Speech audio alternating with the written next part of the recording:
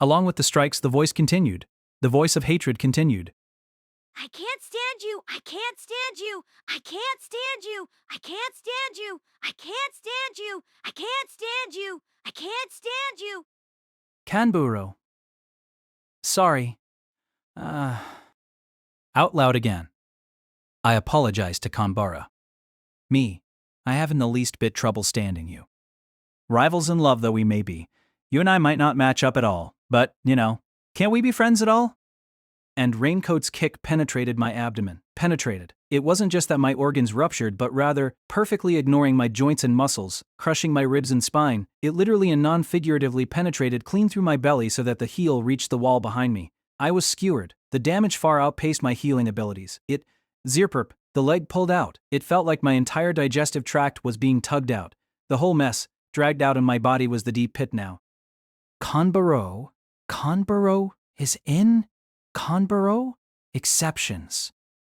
With a large hole gouged in my abdomen, I couldn't stand straight, and twisting my body even a little threatened to jerk apart my upper and lower halves, which meant that I couldn't make any more careless movements. I was still conscious, but one more blow in my state would end it. It was me who'd gotten overwhelmed. How pathetic. At this rate, Kanbaro's second wish was going to come true. That was the one thing I had to avoid at all costs. Or maybe it was an option? It was only her second wish. If Kanbaro could hold out and not make a third wish, wasn't it fine? Her arm would go back to normal, and since a wish was a wish, she'd be by Senjougahara's side, because putting aside the manner, the wishes came true. I wasn't ready to cede, but I was ready to forgive. I was supposed to have died during spring break, in the first place, so as Oshino said, it was nice and simple as far as solutions go. Yes, I did feel attached to life, but it wasn't like I was in trepidation over the thought of dying. For no reason, I simply moaned. They were like death throes. I wouldn't be ruining my uniform again. Saruda, Kanbaro.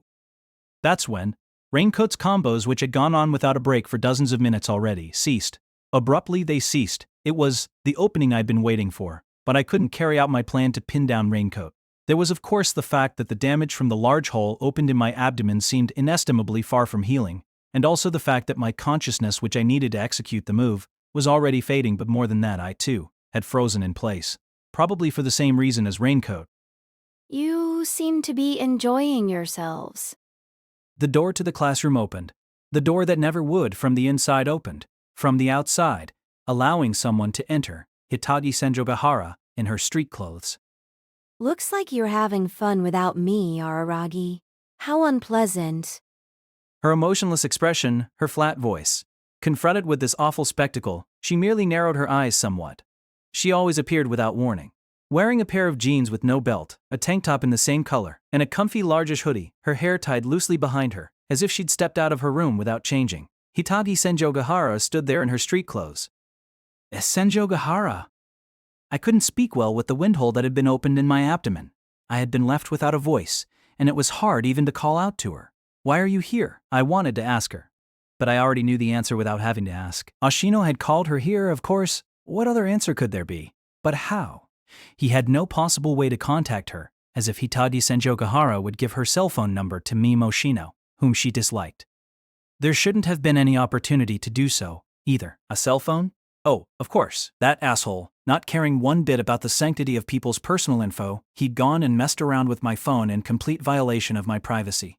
Yes, that cell phone in the backpack I'd given Oshino to hold on to before entering this classroom, it wasn't like I used a password to lock the thing. And no matter how bad Oshino was with gadgetry, given enough time he could surely find the contacts list or call history. Plus, Senjougahara would have given him a crash course on how to use a cell phone that time they met on Mother's Day. But why? For what purpose did Oshino summon Senjougahara here of all places? To this situation of all situations? In a flash.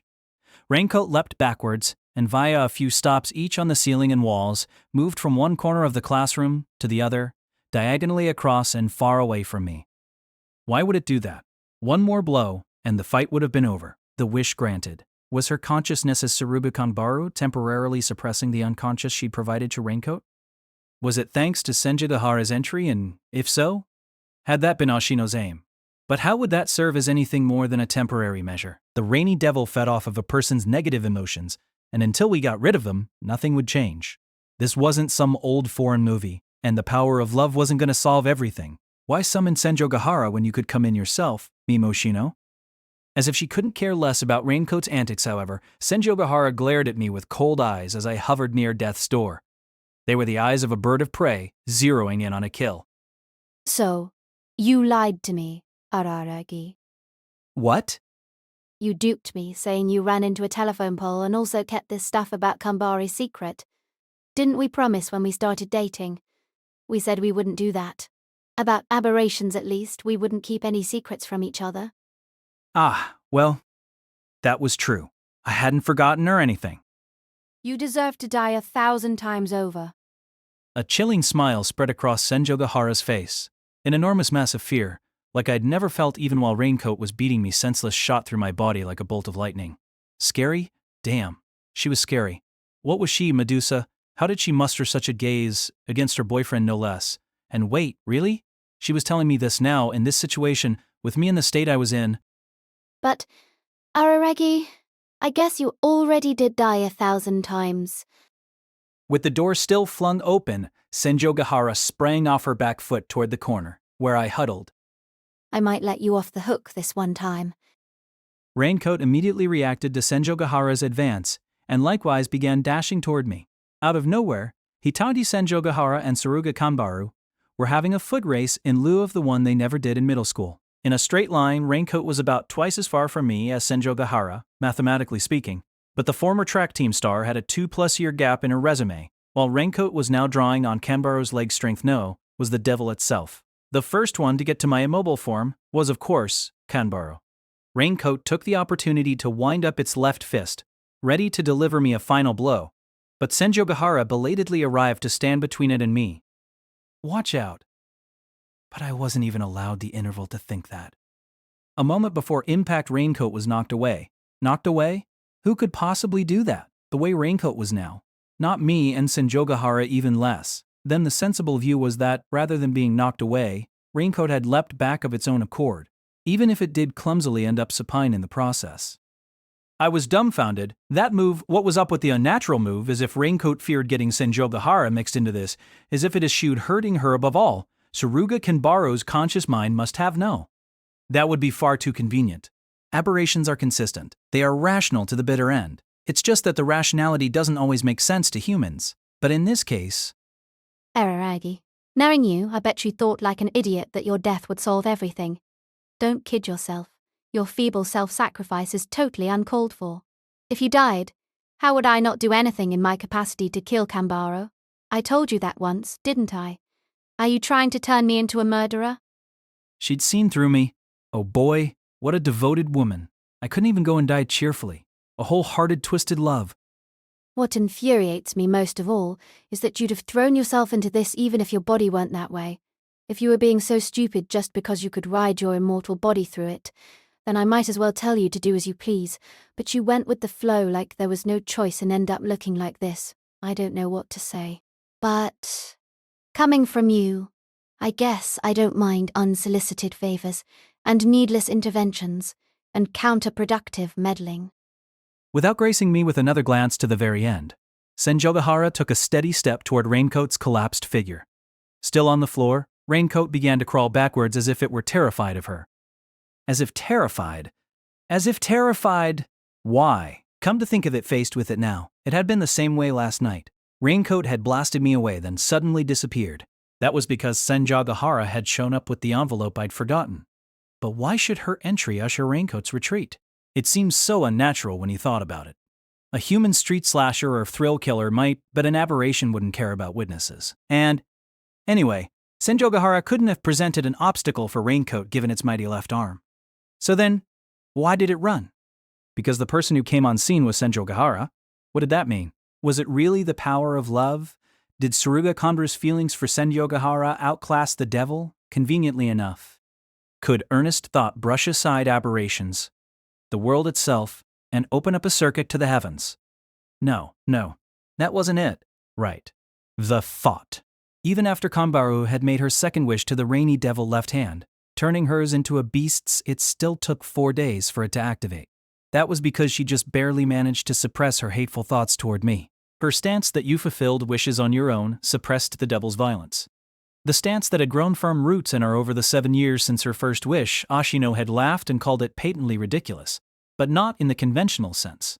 She was by no means wrong, he'd said that too. Her thought Tsuruga Kanbaru's wish.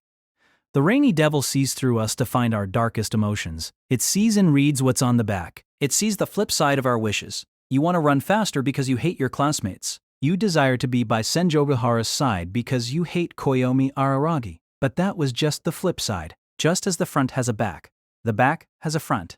If the rainy devil hurt Hitagi Senjougahara, then whether or not it could kill the target of hatred, Koyomi Araragi Kanbaru's obverse wish could no longer be granted. Right, it wasn't anything moving or sensitive like the power of love, but a more sober and primitive matter. A contract. A deal. The rainy devil could only grant the flip side of wishes.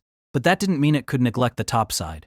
In fact, even when Kanbaru was in grade school, it granted her flip side wish of getting revenge on her classmates.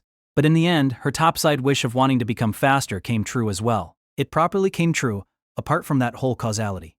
What was patently ridiculous was that this was exactly what the rainy devil intended. It simply interpreted the front as the back, but didn't pull the latter out of thin air. The reverse couldn't exist without the obverse. No, going again by what Ashino said, left hands didn't have intentions. It was all Tsuruga Kanbaru's unconscious mind.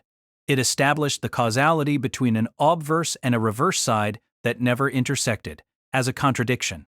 A contract with the devil. In exchange for your soul, a cooling off period, wishing an impossibility, a double bind between. A rock and a hard place, between the obverse and reverse. That was precisely why the rainy devil couldn't raise its hand against Senjougahara.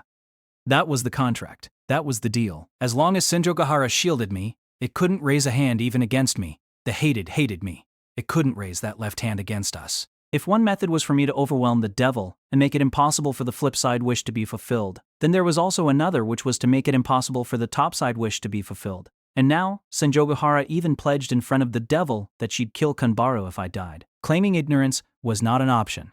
The rainy devil's situation was already locked down. Always acting like he saw through everything. Like he saw through everything more than any devil. Oshino, your badness and callousness make me pale in comparison. It's been a while, Kanbaru. I'm glad you seem to be doing well. Then, she went over to Raincoat, who tried to slide away on its back, to her old acquaintance Tsuruga Kanbaru, and slowly covered her body with her own, pinning her down. Even after getting in a wretched state, I hadn't been able to. But finally she did what I could never do, taking that beastly left arm, and the human right arm, and holding them, soothingly. Senjougahara's stapler was no longer on her. My senior Senjougahara. A mutter from beneath the hood. The voice resonating, pleading. What lurked under the hood was no deep pit. What lurked there was no face on the verge of crying. Not on the verge it was crying. Reflected clearly in my eyes was the teary-eyed crying and cry-laughing face of a girl. I racked with sobs, she voiced her thought. I love you. She voiced her wish. Oh. Me, not so much. Will you stay by my side anyway? Sorry I made you wait so long, she said most flatly. What a fool. The height of folly. Geez, I'd be lucky to call myself a tomato can here. A masterclass on how to play the comic relief, if I do say so myself, and I'm pretty used to it. My uselessness was almost exemplary. A good girl who can say sorry. I thought I knew very well how greedy a woman Hitagi Senjougahara was. I thought I knew very well how bad at giving up she was. If it really mattered to her, Senjougahara would never give it up. Unsolicited favors, needless interventions. Counterproductive meddling. Even so. I don't know. All of these people around me are really warped. They have two sides to them. And the obverse and reverse are one and the same, like in a Mobius strip. Well, I guess the power of love is one interpretation, then it's pretty depressing to be forgotten by someone, after all.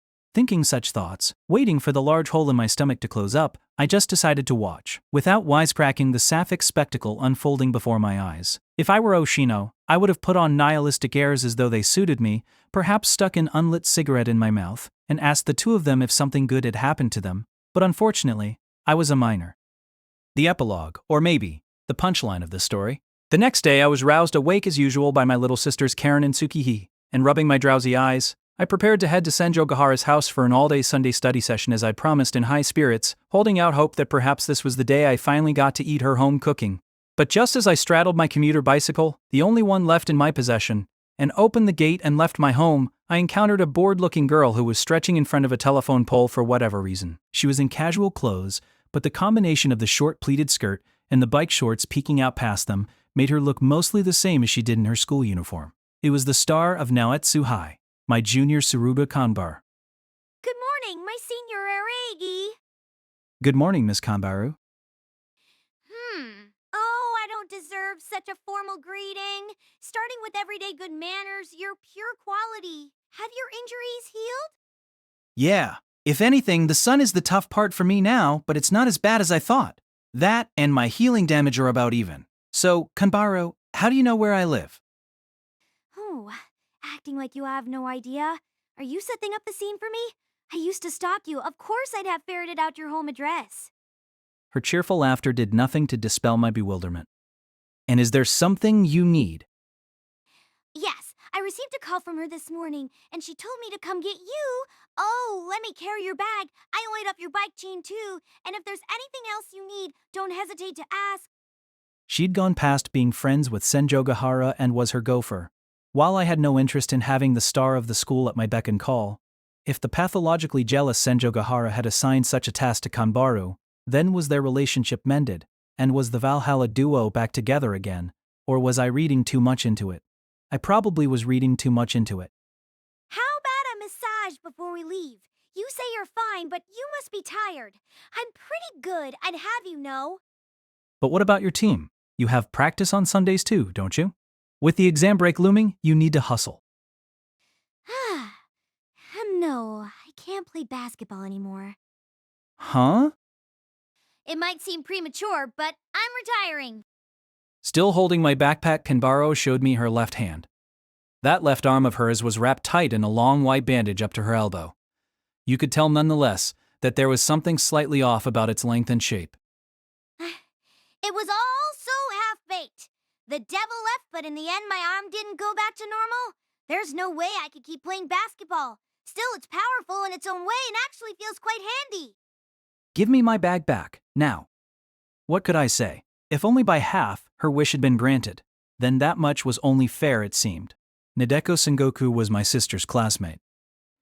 I have two little sisters, and Nadeko Sengoku was friends with the younger one. Unlike the current pathetic state of my personal relationships, I was a fairly normal kid in elementary school as far as how many friends I had. But even back then, I suppose you could say that, while I enjoyed playing with everyone, I never enjoyed playing with specific someones. So I might have had fun with my classmates during recess, but I rarely did anything with them after school. What an unpleasant kid. Unpleasant to talk about. Unpleasant to think about. In fact, I would prefer to not do either. Still, you can't teach an old dog new tricks, or maybe the other way around, but either way, I'm trying to say that I've always been like that, which is why I'd always go home right after school. Even though I didn't take any lessons, and I'd sometimes find Nadeko Sengoku at play when I got there. My two sisters are now attached to each other, side by side no matter when, where, what, or why, to the point that I am more creeped out than worried. But back in elementary school they tended to act on their own. The older one was the total outdoorsy type, while the younger mostly stayed indoors, and about once every 3 days she would bring a friend from school over to our home. Nadeko Sengoku wasn't particularly good friends with my youngest sister, but more like one of her many friends, I imagined. I qualify that statement with a somewhat uncertain, I imagined at the end, because I don't remember that time in my life very well, to be honest. Though when I try, of the friends my little sister used to bring home, I at least do remember Nadeko Sengoku. That's because, coming home without having played with my friends, I ended up having to play with my little sister. My two sisters and I shared a room back then. My parents only assigned me my own room once I started middle school, mostly to liven things up by filling an open spot in a board game or the like, but I'd be called over with ridiculous frequency if Nadeko Sengoku was the one my little sister was playing with. In other words, my little sister had lots of friends. This can still be said about both of my little sisters, but they're both incredibly talented when it comes to standing in the center of attention. I couldn't be any more jealous as their older brother. But out of all the classmates she brought home, Nadeko Sengoku was the rare girl who liked to do things on her own. To be frank, all of my little sister's friends seemed the same to me, but I would of course remember the name of the girl who was always on her own, at least. Her name was about it though. Yeah, I didn't remember much after all. and so I'm going to have to apologize for appending yet another uncertain qualification. But Nadeko Sengoku was a reserved girl of few words who constantly looked down at the floor, I thought. That's what I thought. But, well, I don't know. Maybe I'm describing another one of my little sister's friends, or maybe one of my own friends at the time. When I was in grade school, actually, I always found it annoying and irritating when my little sister had friends over. Add to that the fact I was forced to play with them, and of course I'd be left with a poor impression. When I look back at it, it must have been more annoying for those girls to have to play with their friend's older brother, but in any case, that was in the past. So please understand a grade schooler's sensibility. Once I started middle school, my youngest sister invited friends over less often, and even when she did, stopped inviting me to play with them. There was the fact that our rooms were now separated, but there must have been some other, bigger reason. That's how things are. Most of her personal relationships must have been wiped clean when she graduated, because both of my little sisters ended up going to a private middle school. Nadeko Sengoku was my sister's classmate in grade school, but not now, because they went to different schools. So, it's more than 2 years ago that I last saw her according to the most favorable estimate. And in truth, it's probably more than 6. 6 years. More than enough time for a person to change. At least I thought of myself as having utterly changed. Even when I say I was always like that, back then and now just aren't the same. Taking a look at my elementary graduation photo album or the like, now is just too painful. I know I just said something about a grade schooler's sensibility, but comparing my high school self to myself in those days, I wouldn't dare argue that I am now better or superior. We tend to look at the past through rose-colored glasses, yes, but what's cringeworthy here perhaps isn't my grade school self, but the person I am now as seen by the grade school me. No, embarrassingly enough, even if he and I ran into each other in the street, we wouldn't recognize the person standing in front of us as ourselves. I don't know if that's a bad thing or not. Not being able to boast of my current self to my past self. But sometimes, it's like that. Maybe we're all like that.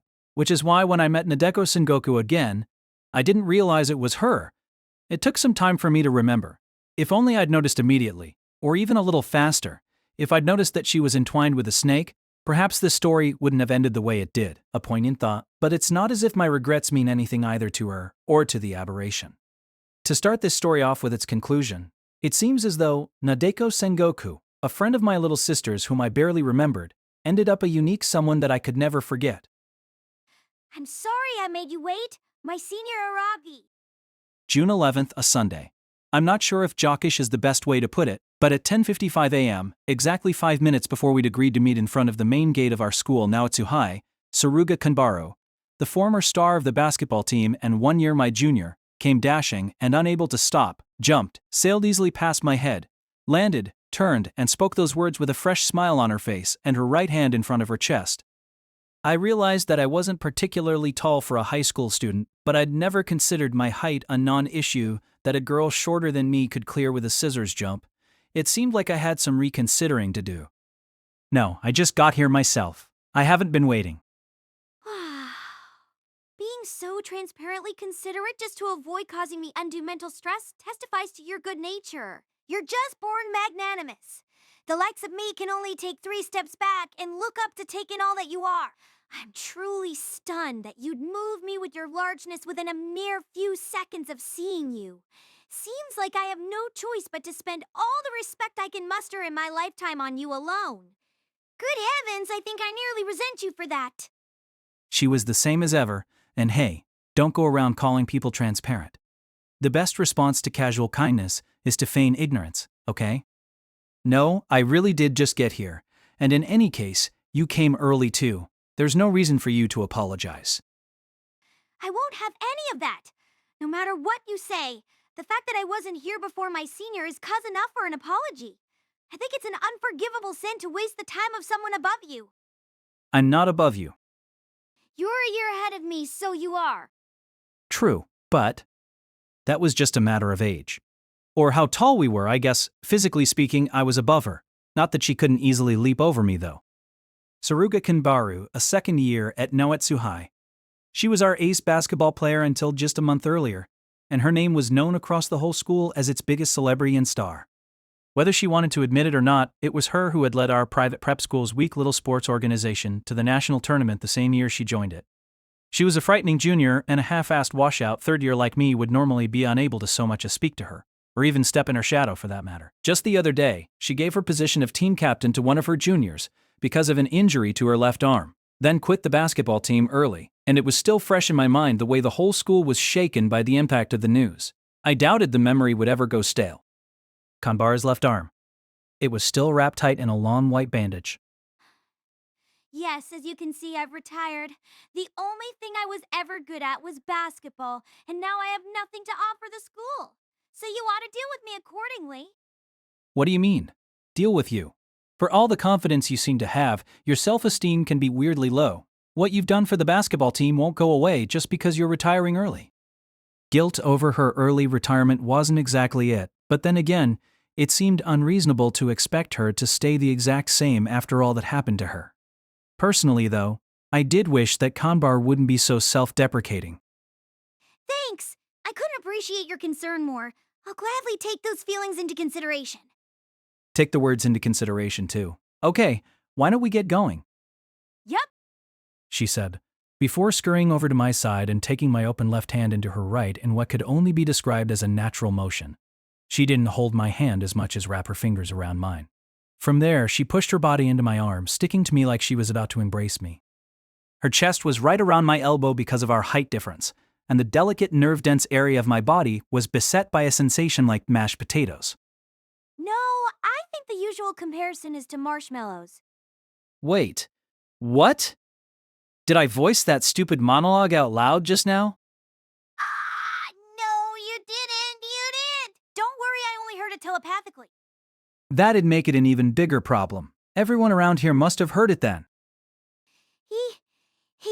Well, we'll just have to show them. In that case, it's not like I'm someone who worries about appearing scandalous anymore. Stop smiling and saying what a girlfriend might say when you're just my junior. You know it's not you. I'm dating, it's your senior who you respect very much. Hitachi Senjougahara, my classmate and girlfriend, and the senior that Saruga Kanbaro admired, she Senjougahara, was what had connected the school's biggest celebrity and star to the ever nondescript average student that I am. Kanbaro and Senjougahara had been junior and senior since middle school, and while this, that, and the other happened between then and now, the two were still friends as the Valhalla duo. For a time, Saruga Kanbaro stalked me because I was the person who was dating her admired seniors as the Fines and Seps. It's not like you ever worried about scandals to begin with. Now get off of me. No! I read that you're supposed to hold hands when you're on a date. A date? When did I ever call this a date? Now that you mention it, maybe you never did. I was so excited when you asked me to go somewhere with you that I didn't really listen to what you were saying. Oh, I guess you were mumbling your replies the whole time. Still, I don't know about that. I'm on the open side when it comes to sex. And I do want to follow your wishes wherever possible, but you'd proceed to the deed without even going on a date first? I worry about your future. We're not proceeding to any deed, so stop worrying about me. And a high school second year shouldn't be talking about how open she is about sex. Then again, we've already come this far. This pleasure cruise has already set sail. So, you are enjoying it after all. I caught a look of how Kanbar was dressed. Jeans and a t-shirt, with a long-sleeved shirt on top, expensive-looking sneakers. On her head was a baseball cap, probably in part because the sun was getting stronger. It suited a sporty girl like her perfectly, but we'll put that aside for now. You're technically wearing long sleeves and long pants like I told you. But her jeans were stylishly ripped here and there, while her t-shirt was short enough to show off plenty of her curved waist. It almost seemed a little much. Of course, people were free to dress as they wanted on Sundays, but still. You really weren't listening to a word I said, were you? What do you mean? We're about to go up into the mountains. The mountains? So we're performing the deed in the mountains? There'll be no deed. Pretty wild. I think I like it. That's quite manly of you. I'm into being treated rough now and then. I said no deed. Listen to me. I was certain I told her to wear long sleeves and long pants to protect herself from bugs, snakes, and the like in the mountains. Yet she'd showed up in clothes with plenty of openings. It didn't seem like they'd do her much good. Fine. Wherever you go, I'm willing to come along with you. Even if you try to tell me not to, neither rain nor snow nor heat nor overcast skies will stop me. Overcast skies don't sound like much of a deterrent. In fact, I could have used some clouds with all the sun we were getting. But even the day before, when I called Kanbara's home, She wouldn't listen to a word I was saying and made the same kind of distracted replies. You don't even need to tell me where we're going. The needle of my compass is always pointing in whatever direction you're headed, and so on. It was actually impressive in a way how prone to making assumptions she was. She went about it in a different way than Hanakawa, like she had tunnel vision and could only see straight ahead. In any case, this isn't a date. Oh, so it's not. I was so sure that it was. I'd gotten myself fired up for it. Fired up? Yup. I mean, this is my first ever heterosexual date. I decided not to comment on the heterosexual part. I wasn't confident I could make a good quip about it. I was so fired up that I broke my solemn vow to myself and bought a cell phone just for today, the first one I've ever owned in my 17 years alive. Please, let's keep this light. It'd be awful if I somehow got separated from you and couldn't get in contact. We live in an age where payphones have all but disappeared, so a cell phone is an essential dating tool. Well, you're right. But there still are a good number of payphones left out here in the countryside. That's not all. I woke up at 4 to make us lunches. One for me and one for you. Since we were going to meet at 11, I assumed I'd get to eat lunch with you. As she said this, Kanbar presented me with a bundle her bandaged left arm held. Yes, I'd noticed from the beginning, but judging by its tall rectangular shape, it was one of those multiple box affairs. Could we keep this light, please? I mean, literally now. I certainly knew we'd be together for lunch, so my plan had been to take her out to a fast food place once we were done, like a good senior, but it seemed that this junior of mine operated on a more deadly plane, so that was her move. Homemade lunches. It was a surprise attack. I was so happy and excited about getting to go on a date with my revered senior that I could barely get any sleep, and also woke up early, so it was a nice diversion. A diversion, huh? Is all of that for lunch, though? It's a lot of food. I should let you know up front that I can't eat that much. I made it for us to split half and half, but I can just eat whatever you don't finish. I hate wasting food, so I did take that into account. Okay. I took a look at Kambaru's fully exposed navel, maybe around 10% body fat at the most. She basically had an hourglass figure. Fit Sugaru's hourglass figure. It almost seemed like a palindrome. It wasn't, though. Hold on, Kambaro. Are you one of those people who don't get fat no matter how much you eat? It's more like I'm one of those people who lose tons of weight unless they eat like crazy. People like that exist? How exactly do you get your body to do that? Simple. First, start off with 2 sets of 10-mile sprints every morning. Okay, never mind.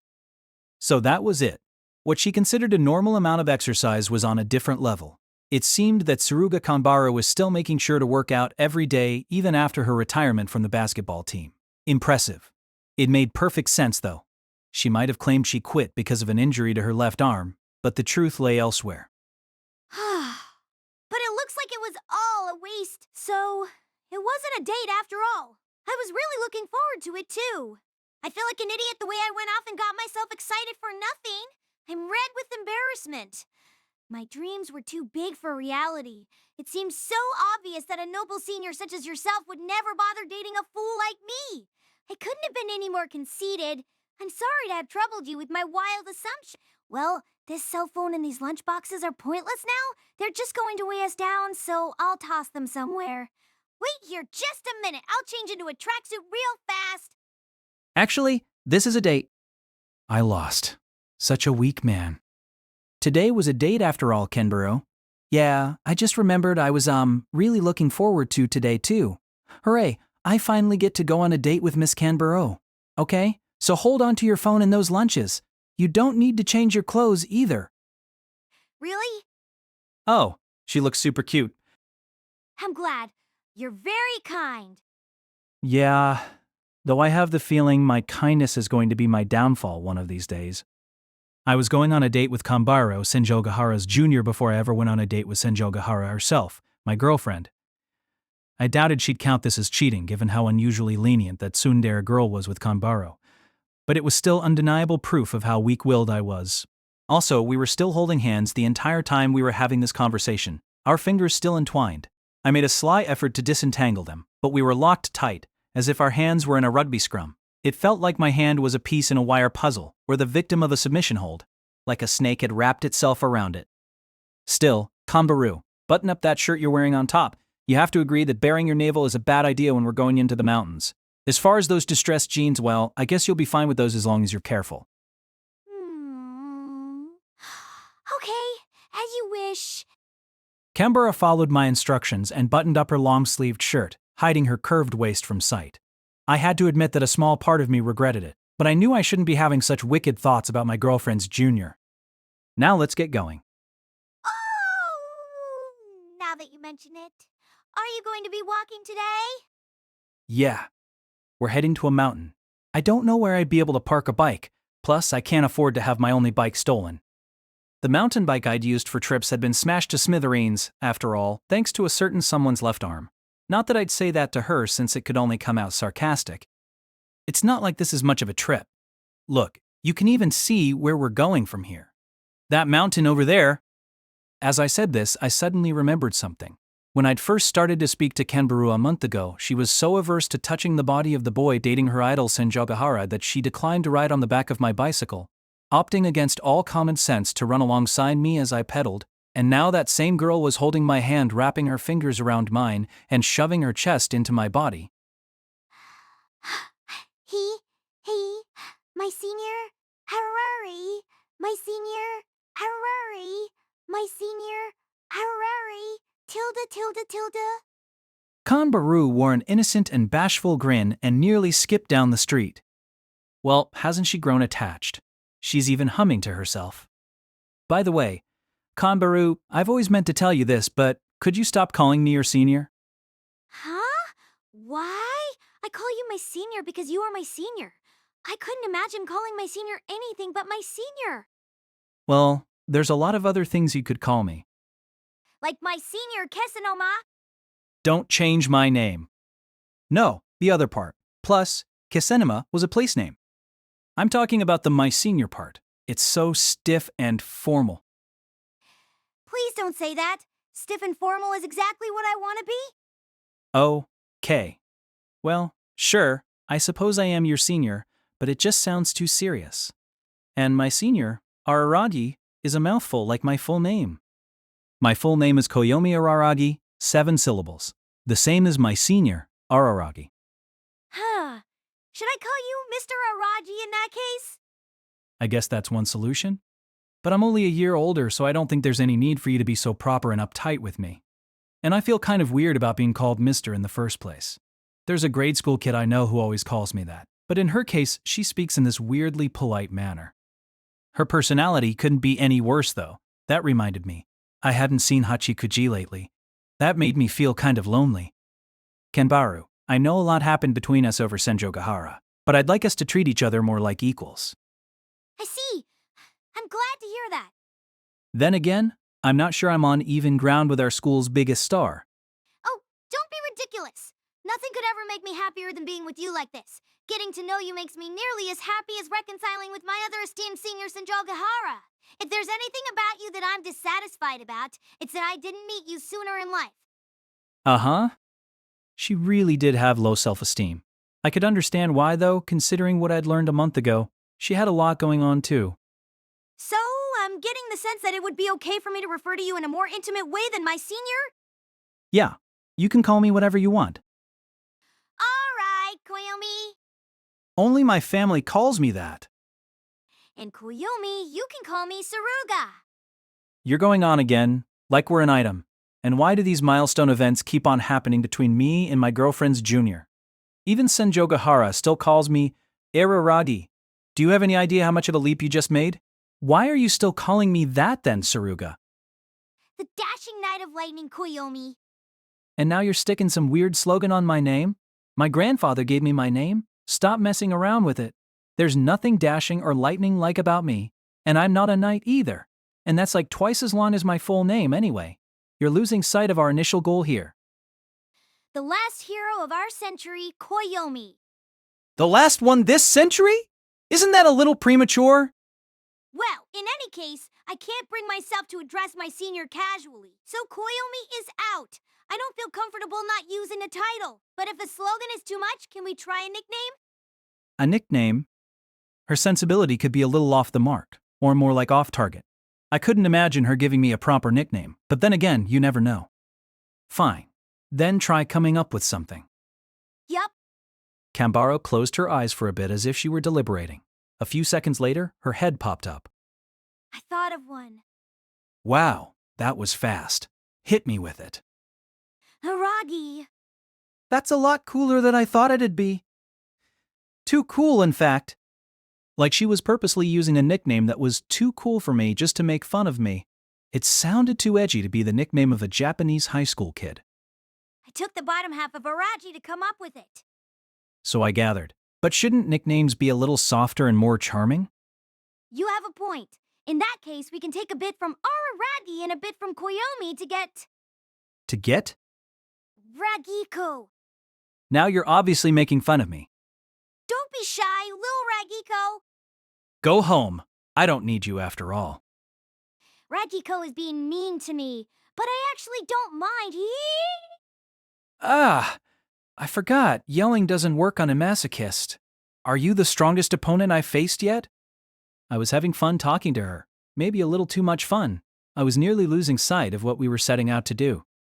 I know it's probably inappropriate to say this, but Kanbaro, not to seize on what you said earlier, but if I'd met you before I started going out with Senjougahara, I wonder if we'd be going out instead.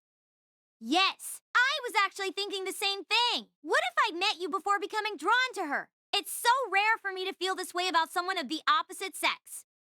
Of course, I wouldn't have come to know Kanbaro if it wasn't for Senjougahara, and the same went for Kanbaro, making this hypothetical no more than that. What do you say to the two of us killing and burying that nuisance of a woman? You're scaring me. We've talked enough, but I still can't pin down your character. I can't fathom your depths. Just how much is there to you, Suruga Kanbaro? I know that you respect Senjougahara as your senior, but you're surprisingly wicked. Don't shower me with praise. You'll make me blush. That wasn't praise. I'm happy to be called anything by you. I can't believe you little masochist. Oh, little masochist. I like that. Keep going. While I'd harbored fears that Kanbaro might find herself lost after coming into contact with the true nature of her middle school idol Senjougahara, it seemed that thanks to such a proclivity, I didn't need to worry. In any case, about Suruga Kanbaro, she was actually a sapphist. As you could probably tell from our conversation up to this point, she not only worshipped Hitadi Senjougahara as a senior, but also loved her from the bottom of her heart. You could even say that yes, Kanbaro and I were rivals in love, and yet we were walking arm in arm. It was hard to say what was going on. Then again, it was probably that she felt indebted to me for what happened at the end of last month, or maybe that she felt grateful, or something along those lines. It didn't feel bad having one of my juniors get attached to me, but it didn't feel great that the attraction was due to a misunderstanding. To borrow a phrase from Ashino, just like with Senjougahara, Kanbaro simply had gone and saved herself all on her own. But yes, I couldn't deny it. Indebtedness or misunderstanding or whatever. It seemed like I needed to do at least something to adjust Kanbaro's overblown image of me. Or maybe to destroy my image. If her impression of me stayed too positive, she'd be that much more disappointed when everything went south. Which is why I hatched Operation Ruin Koyomi Aragi's Image. Part 1. A man who was loose with money. Kanbaro, I forgot my wallet. Think you could lend me some cash? I promised to give it back right away. Okay, sure. Is 30,000 yen enough? She was rich. Someone who was loose with other people's time. Wouldn't be very convincing after I'd arrived for her at our meeting spot today. Operation Ruin Koyomi Aragi's Image, Part 2. Kanbaro, you know what I'm interested in right now? Girls' underwear.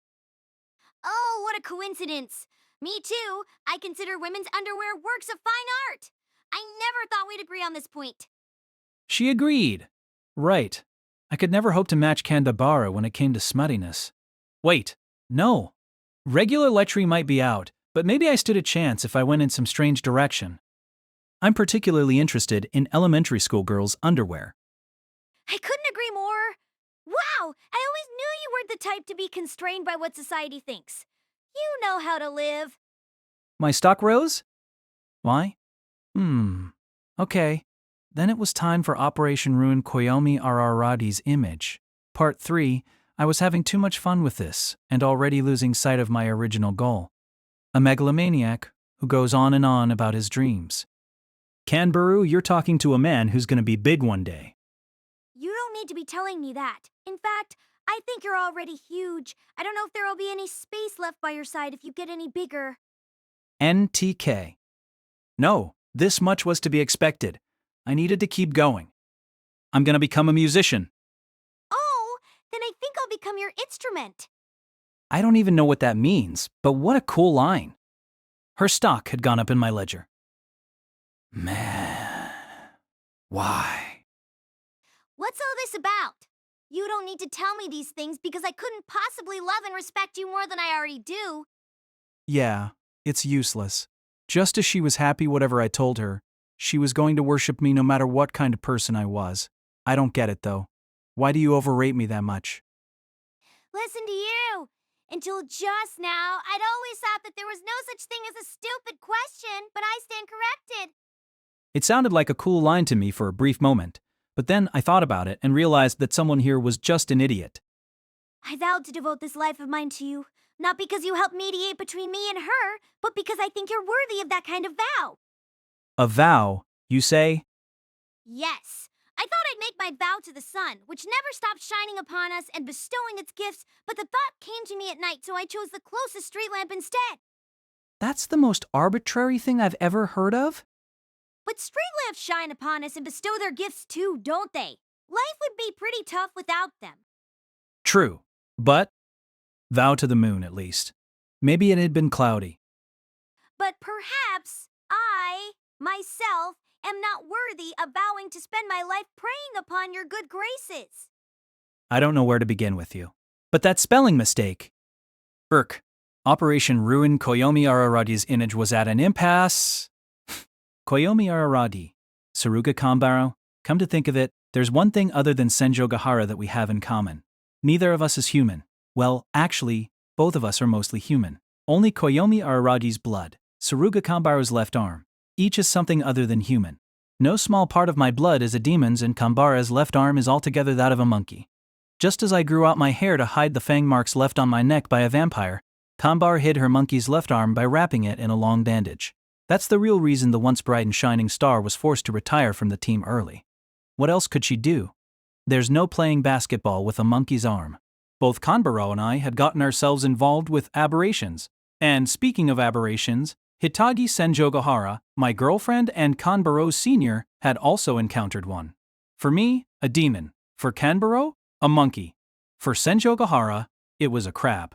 But Kanbaro and I were different from her in a decisive way. Senjougahara faced her aberration every day for over 2 years but finally exorcised it and became human again. Kanbaro and I got rid of our aberrations, but parts of our bodies were still not human. You could say that we were like aberrations ourselves. We'd gotten involved with them and become them. It was a sad thing to have in common. What's the matter? Oh, nothing. You're going to spoil this date with that gloomy expression of yours. Date, fine, whatever. By the way, I meant to ask you earlier, but what are we going to do once we get to this mountain? Is there anything to do up there other than our deed? If you're being serious right now, please stay far away from any Wandervogel clubs. But I take it you haven't been to the mountains very much? My team did do some runs through the mountains as part of our training back in middle school, kind of like mock cross-country races. We ended up having to cancel them after some students started getting sprains, though. Hun. So to her, even the mountains were just a spot to work out. Then again, it wasn't her technique per se that had made her our basketball ace, but rather that overwhelming leg strength of hers that easily hopped over my height. Does that mean you're at home in the mountains? No, not particularly. But don't boys scrounge around for rhinoceros and stag beetles when they're little? Stag beetles? Yes, so precious they're like black mold. That doesn't sound too valuable. But why would I look in the mountains for them? That was called illegal dumping. I suppose it's not exactly the kind of place to go on a date, especially considering the season. I'm pretty sure I gave you a full explanation yesterday, but, it's a job from Oshino. Oshino? Oh, Mr. Oshino? Kanbaru's expression turned ambivalent as soon as she heard the name. The reaction was an uncommon one from her, but it did make sense. Mi Moshino. Mi Kanbaru Senjougahara, the man had saved all of us. No, he would never agree to that word choice. We'd gotten saved on our own, that was the only way to put it. An expert on aberrations, and a rolling stone and vagrant. A frivolous man who wore a tacky Hawaiian shirt. He was by no means a respectable adult, but but it was the immutable truth that we were obliged to him. Yeah, there's apparently a small shrine up in the mountains that isn't being used anymore, and he said to stick this talisman on its main hull. That was the job he gave us. What's with that? The talisman part doesn't make any sense, but to begin with, can't Mr. Oshino just do it himself? He has all the time in the world, doesn't he? I agree, but that's our job. I went into a ridiculous amount of debt when he helped me out. Doesn't the same go for you, Kanbaro? Huh? I know it's a little fuzzier in your case, but he's a professional, despite everything else about him. He's not so kind that he'd lend you a hand pro bono. You're indebted to him, and you need to work to pay it off. Oh, so that's why... Kanbara nodded, seemingly convinced. Yep, that's why I asked you to come out here. Oshino asked us to do this yesterday when I went to have Shinobu drink my blood. He said, to make sure to bring you along. Now that you mention it, Mr. Oshino did insist that he was lending me a hand. I see. It meant that I'd be in his debt. There you go. All right. No point in arguing if that's the case. Kanbara squeezed and latched onto my arm even tighter. There seemed to be a complicated meaning behind the act that I couldn't hope to understand. But at any rate, it looked like she'd made up her mind. She certainly came across as the upstanding type who honored her end of the bargain. Still, I've been near that mountain a few times but never knew there was a shrine. Me. Neither. Even if it's fallen out of use, you'd at least expect to have heard about it. Why does Oshino know about spots that locals like us aren't aware of? I guess the same goes for that abandoned cram school he's living in now. Maybe he was actually more knowledgeable about ruins than he was about aberrations. At the same time, like our payphones, it really is the mark of a rural town that a forgotten shrine and cram school aren't getting overrun by weirdos. Then again, that could be exactly how you describe that cram school since Oshino and Shinobu lived there. But if you're going to put it that way, why hasn't my other dear senior come along with us? Both of you owe Mr. Oshino a... Senjougahara is astute about that kind of thing, so she already paid back her debt. Remember I gave Oshino 100,000 yen when you were there? That was it. Now that you mention it, you did discuss some such matter? I see, so that's what you meant. Now there's my senior. In her case, it's not so much about being upstanding. It's more like she hates being indebted to people. She's the kind of person who'd endure life all alone. Did she say anything about today? No, not really. Not even a be careful. She really hadn't. Since I was technically bringing her junior along with me, I did make sure to bring it up with her before calling on Kanbaro, but Senjougahara's reaction had been bland. As if I shouldn't have troubled her with such a trivial matter. I found myself wanting to complain that it was thanks to her attitude that I'd ended up going on a date with her junior, before I went on one with her, conveniently turning a blind eye to my own weak will. Did she say anything to you, Kanbari? She said to have you pamper me. She really did indulge Kanbara. Geez. A tsundere was supposed to show her sweet side to her boyfriend, not her junior.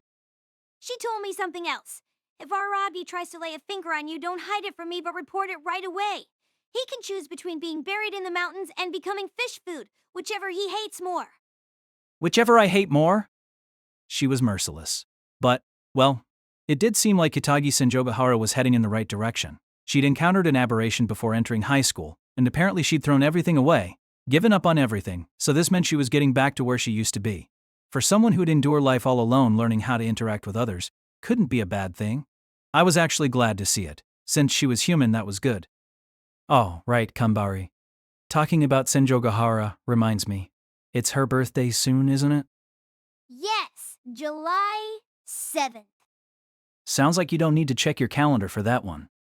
We're talking about someone I love. Well, I have a request about it. Anything you want. This body belongs to you to begin with. There's no need to check with me over every little thing. Use me as you see fit. No, it's nothing that big, just that it's a special day that I thought we could celebrate. The only thing is that I've been fairly detached from those kinds of events for a while now, and I don't know how they go. That's where I was hoping you could help me out, Kanbaro. I see. You need me to strip? Even I know that birthdays aren't that kind of event. What kind of occasion are you trying to turn my girlfriend's special day into? I jumped the gun. There isn't going to be a time when that gun ever goes off. Go back and sit on the bench. For the rest of your life, Well, actually, I'd appreciate it if you could help out with the setup and planning. I know there was a gap in your relationship, but you probably know more about Senjougahara than I do. That's all. I don't know. This is her first birthday since you started going out. So don't you think you should set the mood and spend the day alone together? I feel like me trying to help out would only get in the way. Get in the way? Yes, an unwanted kindness can be a pain in the butt. Just a nuisance. Ah, I did consider that, but I thought a livelier celebration might be good for our first birthday together. I was thinking of inviting Oshino and Shinobu, and maybe this one grade schooler that I know, and holding a nice little birthday party. The idea did have issues in that Senjougahara disliked Oshino, Shinobu, and Hachikuji, but that was something I needed to power through. I had to do my best to create a situation where she couldn't say so outright. Well, if you're okay with it, so am I. Really? That sounds evasive. Well, if you don't mind me saying so, while I do have the utmost respect for your intentions, she might want to spend the time alone with you. You think she's that sanctimonious about our relationship? She hadn't even gone on a date with me. I'd been asking her out pretty clearly, too. Of course, it hadn't been the right time. What with Kinbaro in the skills test right afterwards. Her defenses were just so tight. At any rate, you seem to care about me and Senjougahara in a pretty normal way when you and I are supposed to be rivals fighting over her. Well, true. But right now, it's like I'm in love with her even as she's going out with you. And I love you, her boyfriend, almost as much as I love her. Did she just confess to me? Uh-oh, my pulse was rising. She might even feel my heartbeat through our arms. What a simpleton I was. You know, you're letting Senjougahara influence you a little too much. The sun, or a street lamp, or whatever you made this vow to, you don't have to see me in such a positive light just because I'm Senjougahara's boyfriend. You don't need to like someone just because she does. No, that's not what it is. I felt a little cowed by her forceful gaze. If something needed to be said, she said it. Juniors and seniors be damned. Then, could you still be carrying around baggage from last month? I don't mind at all, really. You know what they say, hate the sin, what's for dinner? It's not that either. I'm fortunate that you're able to forget and forget, but that isn't what it is. Forget and forget. She made me sound so feeble-minded. I had a feeling she wasn't wrong, though, and it certainly was simpler that way. Please listen to me. I was stalking you, okay? What a thing to say so unabashedly to my face, like I was the one who needed a talking to. So, I think I have a very good idea about the kind of person you are. I really believe that you deserve no less. Even if you weren't her boyfriend, even if last month never happened, no matter how we met, I would have seen you as someone worthy of my respect. I swear, upon my legs. Comma punct O-H. Well, in that case. It was foolish even to contemplate other scenarios where Kanbo and I could have met. However, if it's upon your legs, what can I say? Right! I respect you so much that even if you're bringing me to some lonely mountain of pretext that Mr. Arshino has a job for us, only to force upon me every single lustful desire that your heart cradles, I can forgive you with a smile. I don't want that kind of respect. And pretext. She didn't trust me at all. Huh? Hold on. Are we really not proceeding to it? Don't act so genuinely surprised. Wait, are you having the girl make the first move? Aha! Your plan is to insist to your lover that it wasn't cheating because you'd been tempted. Now I get it, Kanbaru. That's what you're trying to do. You're plotting to wreck my relationship with Senjougahara through this. You're using your body, no less. Oops. Don't stick your tongue out at me. You look so damn adorable, moron. So scheming. Well, I knew it had to be a joke, of course. It was a joke, right? But speaking of birthdays, it seemed a little suggestive to me when I heard that a crab had possessed her. I don't know if possessed is the right word, but... Pardon me? Suggestive? What's suggestive about a crab? And what does it have to do with her birthday? Well, she's a Cancer, isn't she? Huh? July 7th, right? What are you talking about? July 7th would be Gemini. Huh? No! I don't think that's correct. Really? Am I the one who has it wrong? When I heard she was born on July 7th, I assumed that she was a Gemini.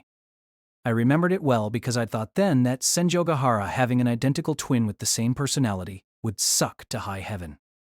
Well, it's not like I know the exact dates of the zodiac or anything. No, but wait. I want to say Cancer starts on July 23rd? Oh, a quick pop quiz. Why? What sign is someone who's born on December 1st? Huh? Come on, that didn't even count as a quiz. I know the answer to that one at least. A Fuichus, right? It seemed to hit her so hard that her knees shook and she couldn't stay standing, and she was even clinging to my arm. She went from pushing her chest against my elbow to trapping my upper arm in her cleavage, but her irritating laughter made it extremely hard for me to register my good fortune. Why? What's so funny? Did I make that bad of a mistake? Hi.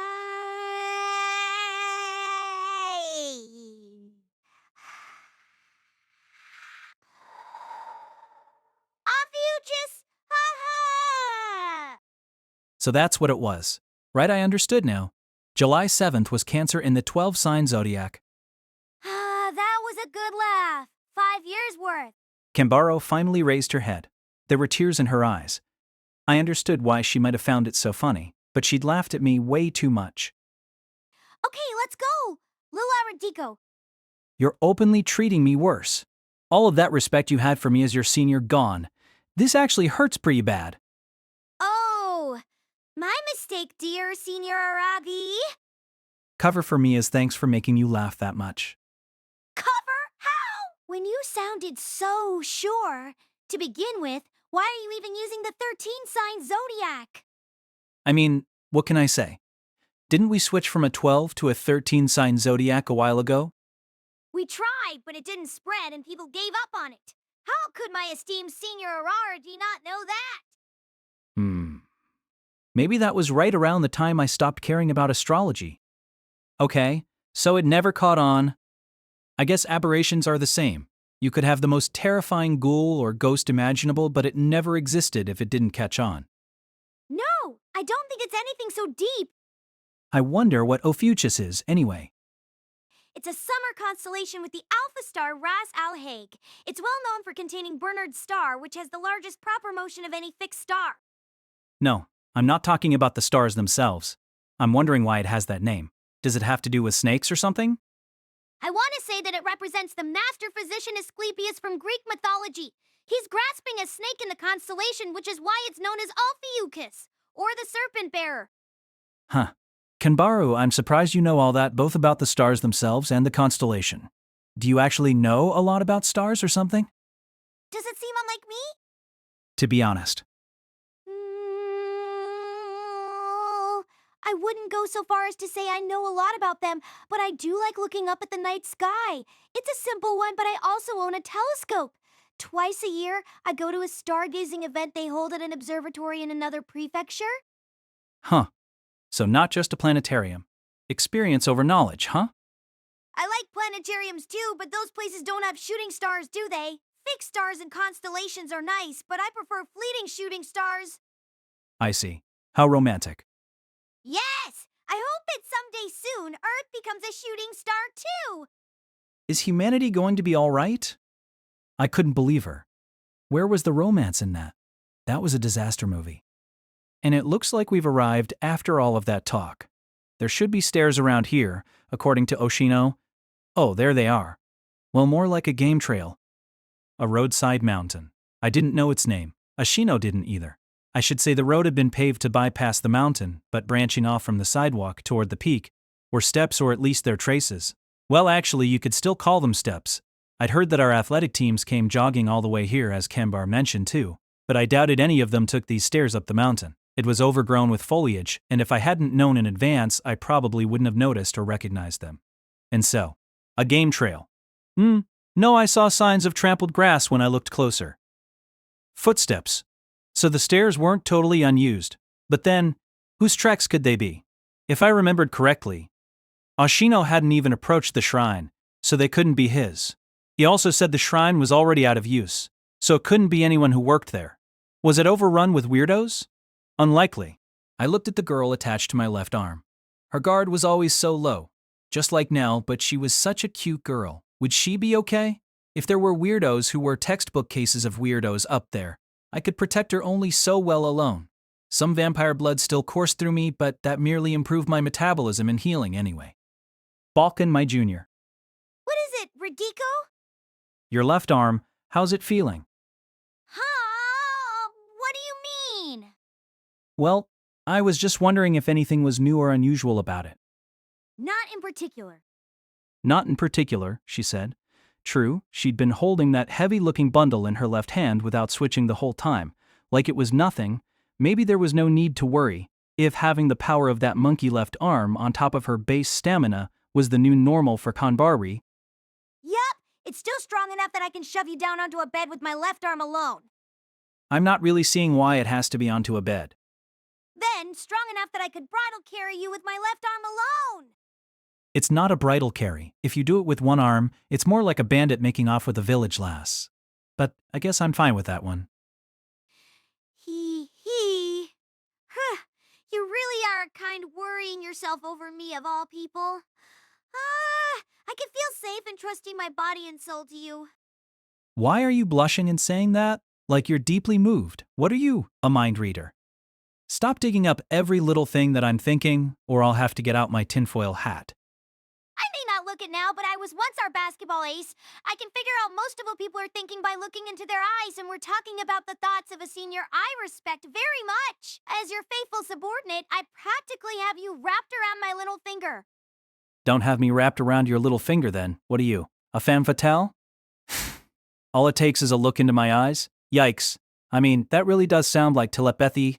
Okay, Kanbare, what am I thinking right now? Probably something like, would this woman take off her bra if I asked her to? Is that how you see me, Kanbara? Want me to take it off? Enchi K. No, of course not. I'd hesitated for a moment despite myself. Kanbaru only gave me a brisk nod along with an O, then, and continued to cling to my arm. Her complete non-reaction to my hesitation seemed to be intended as a show of tolerance, almost maternally broad in scope for the ulterior motives of men, and it honestly got under my skin. She was the one who'd gone in that direction. Where did she get off acting like I was her younger husband? Let's go. We haven't even climbed up this mountain, and I'm already tired. Do be careful where you step, though. Aside from bug bites, it sounds like there's a ton of snakes around here. Did you say snake? Laughed Kanbaro. I must have reminded her of our earlier conversation about Ophiuchus.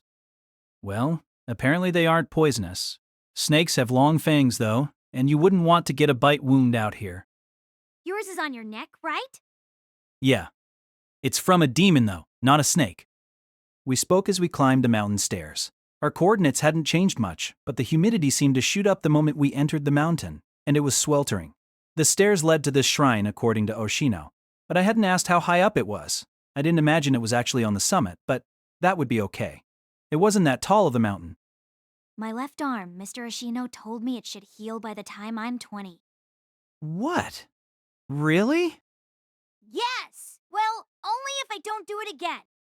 That's good to hear. So it means you can play basketball again after you're 20. Right? Of course, that hope will be crushed if I slack off, so I need to keep working out on my own. What about you? Huh? Me? Are you going to be a vampire for the rest of your life? The rest of my life. A vampire for the rest of my life. A mock human. Something other than human. I'm fine with it. In any case, unlike your left arm, it's not that much of an issue. The sun, crosses, garlic, and all that stuff doesn't bother me at all. Haha. And I heal right away if I get hurt, so I got a good deal, you know? I don't want to hear you acting tough. What Mr. Oshino told me is that you resigned yourself to being a vampire to save that girl Shinobu. Shinobu. That was what the vampire who'd attacked me was called now. That blonde vampire. She was now living in the ruins of that cram school together with Oshino. That bastard really was loose-lipped. I hoped he hadn't told Senjougahara. I assumed it was on account of the left arm that he provided Kanbar with an example she could reference, so I probably didn't need to worry. That's not true. They're just residual effects. As far as Shinobu, well, she's my responsibility. I wouldn't go so far as to call it saving her. We have an understanding and I'm sticking to it. It's fine. I'm no basketball star, so I can't tell just by looking into your eyes, but you're worried about me, aren't you, Kanbaro? Well? I'm fine. Your worries are misplaced, just like with the deed you kept bringing up. I cut the topic short with a little joke at the end. Kenbaro seemed to want to say more, but probably realizing it was better left unsaid, fell silent. If something needed to be said, she said it, but if she only wanted to say it, she could hold her tongue. She was too good of a woman to be wrapped around my left arm, honestly. Ah. Oh! Just as our conversation ended, someone came down the stairs. Perfect timing. The person was jogging down the treacherous steps, a bit precariously. A girl, probably in middle school. She was fully protected in her long sleeves and long pants. There was a bag around her waist. A hat, pulled far down on her head.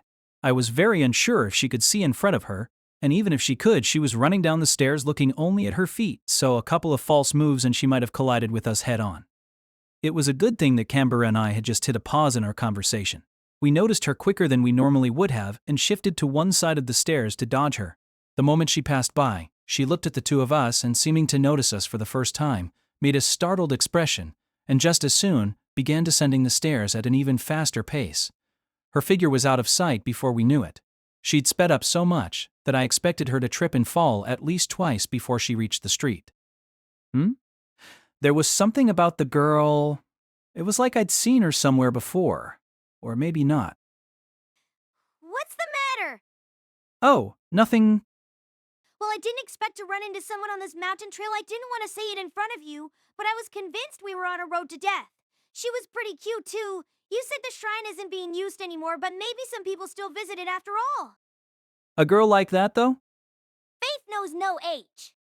Sure, but still. Just as love knows no age. You didn't need to add that, did you? Even as I spoke, I tried to remember where I'd seen the girl before, but I couldn't in the end. Then again, I thought maybe I didn't know her in the first place. I came to the conclusion that it might have been a simple case of déjà vu. Well, let's keep climbing. If someone came from up there, that means there has to be something above us. I was wondering the whole time if Oshino might be playing a prank on me, but this rules it out. Yep, as it almost does the possibility that you're tricking me. It not only actually existed, but hasn't been ruled out yet? I'll forgive you with a smile on my face. Not a word more about how sexually frustrated you are, okay? And again, bulls. You can call it a mistake, I won't mind. I don't intend on pestering you afterwards. You're already pestering me. Oh, in that case, how about this? You just go ahead and relieve my frustration, and I'll probably stop harassing you. It's the easiest and fastest way to calm a bitch in heat. Well, that's a first. A woman referring to herself that way. It's only embarrassing in the beginning. Let's hurry and get this out of the way so there's less trouble down the line. I'm going on ahead. Abandonment play, I see. And you can go home. So cold to my advances? Do you not like women who take the lead? I guess I need to act like I don't really want this then. Whatever. I don't care. Just imagine, we're holding hands against my will now. You left me with no choice, threatened me with violence, and ordered me too. And I hesitantly ask you, L like this. If you thought that'd get me excited, actually, it doesn't. Damn it. Nope, absolutely not. Huh, a prude. More indifferent than cold. Being treated like air is making me lose confidence in my feminine charms. Do you not care about me at all? No, that isn't true. But I have a girlfriend, and her name is Senjougahara. If I didn't behave indifferently, that would be a problem, no? But you two seem to have a platonic relationship. I'm sure you need some space where you can unleash your pent-up sexual desires. No, I don't. And don't volunteer to be part of that space. She can take care of your emotional needs while I support your physical ones. Behold, a golden triangle. No, you behold, that's a muck of a love triangle. Why would I ever want to get dragged into that kind of three's misery situation? While he said so, Araragi seemed unable to take his eyes off my breasts. At the end of the day, he could not resist his male instincts. Why are you voicing a monologue? This one is a side story, so I get to be the narrator. What are you even talking about? And anyway, side story. Or no, she could never become the narrator. We'd need to shrink wrap it before it went on the shelves. This isn't going as well as I thought. With a body like mine, I expected the likes of you. Is that what you really thought about me? A platonic relationship. That was one way to describe a cool girlfriend who wouldn't even go on a date. Either way, it looked like others could tell. I always made fun of manga where couples who are supposed to be going out drift apart and make up over and over again and cajoled them in my mind to just get on with it, but now that I had a girlfriend, I knew that's really how it is. You didn't just get on with it so smoothly. If you're going to call me a prude, then what about her? She's totally chaste. And why not? It makes sense when you consider her past, and it only makes her that much more Mo as long as you think of her as a bashful, innocent girlfriend. Bashful? I don't know. I feel like once you start identifying a trait as Mo, it starts to feel less Mo, and more like a selling point. Well, if she is selling, I don't see how it's wrong to take her up on the offer. You're right about that. We climbed the stairs, the grass trampled underfoot that I noticed down below. Must have been that girl's, I thought, and arrived at the shrine about 5 minutes later. Like the stairs, it was in such a state of disrepair that I wouldn't have recognized it as such if I hadn't been told beforehand. My concerns about weirdos hanging around were proved utterly meaningless. Countryside or not, weirdo or not, no person would choose to be there for a single second. I could just barely tell it was once a shrine from the Torii Gate, but it wasn't clear which of the structures was the main hall. I'd have to figure it out based on the layout. Could the girl from earlier have been here too? For what though? There clearly weren't any gods in this shrine. Even a god would have fled. To put it like Oshino might, the gods are everywhere. But even so, it didn't feel like they'd be here. Whatever, I'd get my job out of the way. All I had to do was place the talisman, which ranked it among one of the easier jobs that Oshino had tasked me with so far. I took the talisman I'd received from him, out from my pocket. But then, And Kamboro hopped off of my arm. That pleasant sensation that had been with me for so long disappeared from my elbow. What's wrong, Kamboro? I guess I'm feeling tired. Tired? From what? Climbing those stairs? Yes, it was a decent number of steps, but it didn't seem like enough to wind a jock like Kambari. Even I was only breathing a little heavier than usual. But Kambar really did seem tired, and her face looked pale somehow. It was the first time I'd ever seen her in such a state. Hun, want to take a break somewhere around there? I guess the only place you could sit would be on top of a rock. But I feel like sitting down on the wrong rock in a shrine could get you cursed. Putting aside whether there were any gods around at the shrine to curse us, something still felt wrong about it. I knew from experience that when my guts warned me like that, it was best to stop. What to do in that case, though? How about we just have lunch?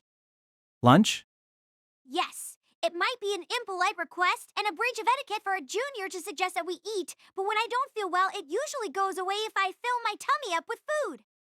She was like a manga character. What a funny junior, even when she didn't feel well. He did say not to eat until we placed the talisman, though. Something about keeping our bodies pure. Okay, then why don't you go and find a place where you can spread out all those lunchboxes? I'm not the biggest fan of lunching at a deserted shrine, but I guess it has a charm of its own. I'll run over and slap on this talisman while you do. Yes, let's do that. Sorry, but I'm going to leave the job in your hands. Later. Turning my back on Kanbaro, I pushed through the grass toward the structures. Oshino had said to place the talisman on the main hall, but I wasn't sure where exactly it needed to go. Inside, or could I just put it on the door? I would say that Oshino's lack of directions was at fault for my ignorance. But then, his directions were always lacking. Maybe he was trying to tell me to think for myself. Anyway, I decided to take a look at the edifices, and as I did, I thought again about the girl we'd passed earlier. I didn't know why, but she bothered me. No, it wasn't that. It was like I'd seen her, like I'd met her. But more immediately, I felt something about her. Not that I knew what that something was. I do feel like I've met her before, though. Where was it? It's not like I get to know middle schoolers often. My little sisters were one thing, but my little sisters? Wonder. I ended up placing the talisman on the door of a building that I took to be the main one. Actually, I felt like it might collapse in on itself if I opened the door, so you could say I had no other choice. I gently walked away and returned to the gate. Kanbaru hadn't returned yet. I thought about pulling out my phone, but realized that she'd never told me her number. And now that I thought about it, I hadn't given her mine either. That cell phone of hers was useless after all. Hey, Kanbaro! And so I ended up yelling out loud, but there was no reply. Kanbaru? I tried yelling in an even louder voice, but the result was the same. I suddenly felt anxious. She could not have heard my voice if she were around. While Senjougahara might, Kanbaru of all people would never leave me and head back home without a word. Losing sight of someone in a place like this could only mean Kanbaru. I started to run, confused. She said she wasn't feeling well. Maybe she collapsed while looking for a place to eat. Was that what it was? Worst case scenarios crossed my mind. How would I deal with the situation then? What would be the right course of action? If something happened to her, I'd never be able to look Senjougahara in the eyes again. But fortunately, no worst case scenario came to pass in any form. Running around the shrine grounds, I was finally able to find her, facing away from me. The lunch boxes were on the ground by her side. She looked befuddled and stood completely still. Kanbaru, I said to her, placing my hand on her shoulder. Yuck! Oh!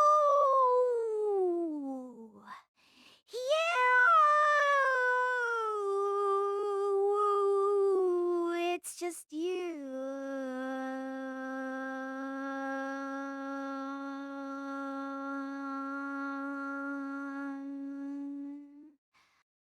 A jolt shook her, and she turned around. What a warm greeting. I'm sorry. What an unthinkable thing to say to someone I'm greatly indebted to. I was just so surprised. You suddenly grabbed my flesh, after all. Flesh? Come on. Her shoulder. Allow me to make up for my faux pas with my body. I might pretend to resist a little, but it's all a performance to make the scene more exciting, okay? Good, you seem to be in a normal state of mind if you're able to prattle on like that. I'm relieved. Yeah, I'm fully aware that you're saying that to be ridiculous.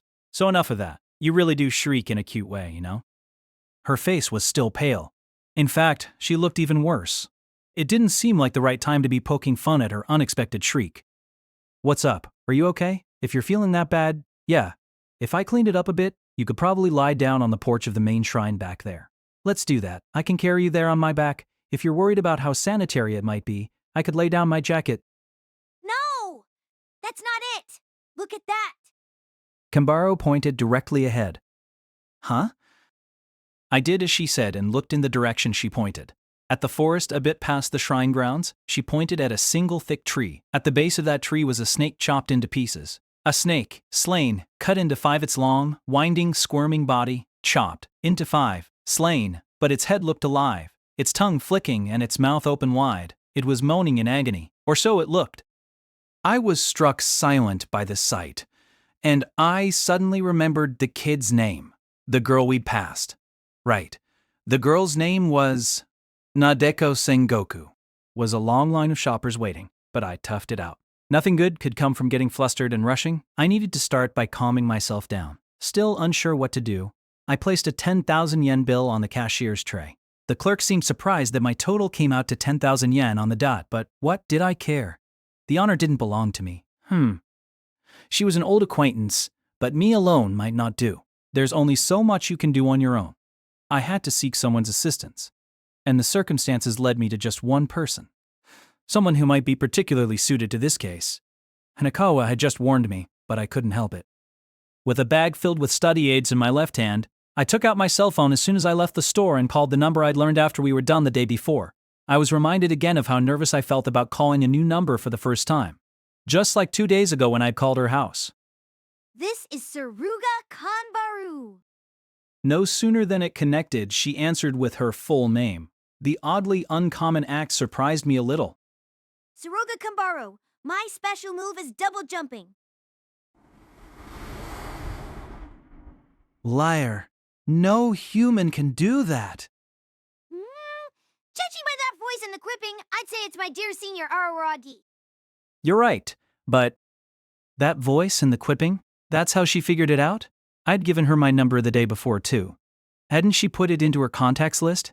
Now, that was sad. Well, never mind, she just hadn't mastered using a cell phone. She didn't seem too good with tech. If you have some time, Kanbaro, there was something I wanted you to help me with.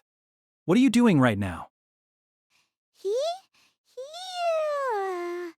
Whether I have time or not, I'll go anywhere you ask me to, no matter how far. I don't even need a reason. Just give me your location and I'll be there right away. No, putting all that aside, if you're not free, you don't need to force yourself. I dragged you along with me just yesterday, so I'm already feeling bad. Where are you right now, and what were you doing? If you must know. That's a pretty half-hearted reply. So you're busy? In that case, No, yes! I can't keep any secrets from you. I'm in my room at my home right now reading dirty books and indulging in dirty fantasies. I shouldn't have been so insistent. Now I felt like a sexual harasser. Oh, but don't get me wrong. They might be dirty books, but it's all boys love. Please, why couldn't you at least let me get that part wrong? New releases came out today, you see, and including ones I couldn't buy since we were in the middle of tests, I got around 20. Not one for paring down your selections. Tisk, cats, tisk. You ought to know that I love every pairing under the sun. Oh, shut up! So Kanbaru had been at this same bookstore after school. It was probably the only one in the neighborhood big enough to have a dedicated boys' love corner. But that meant our town really was tiny. If my life were a dating simulator, new flags would be popping up all the time. In other words, you're not busy. I guess I couldn't argue if you put it that way. Thinking about how you and Mr. Oshino would work together doesn't exactly make me busy. That's what you meant by dirty fantasies? So where do you need me to go? Don't change the topic. No, wait, don't put us back on topic. You'd better tell me, Kanbaru, who's on top and who's on bottom. I'll never forgive you if you say I'm on bottom. It was a stupid conversation. Talking to her was always like this. Good grief, Kanbaru. It'd be nice to have an intelligent conversation with you someday. You're supposed to be pretty smart, right? Yeah, my grades are definitely good. From the way you spelled that, though.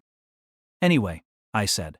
Even as we entertained our idiotic conversation, Sengoku was getting farther and farther away from the store. Well, she could go as far away as she wanted. I knew where she would end up. She was in street clothes. Her sense of fashion wasn't refined, but that wasn't the point. The point was her long sleeves and long pants, as if she was about to head to the mountains. The shrine we went to yesterday, we'll meet on the sidewalk by the stairs that lead up there. Location-wise, you must be closer, but I should get there first since I'm on a bike. I'll wait for you there. Really? Do you think I'm going to make you wait on me 2 days in a row? Your faith in me must be at rock bottom. I have my pride, and I'm not going to let a comment like that go unanswered. I'll use this opportunity to clear my name and restore my honor. I absolutely will get there first. I don't even know how to respond to your weird sense of pride. But either way, get there as soon as you can.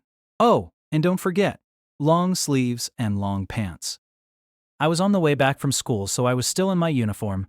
We had just changed to our summer attire, which meant I was wearing a short-sleeved button-down, but there was nothing I could do about that now. I was wearing slacks for pants, so good enough. An insect or snake bite wouldn't be a big deal for me anyway. Those vampiric residual effects once again. Okay, your wish is my command. All right. See you. I said and hung up, circling behind the bookstore to the bike parking and unlocking my bicycle. More than 10 minutes had passed since Sengoku left the store.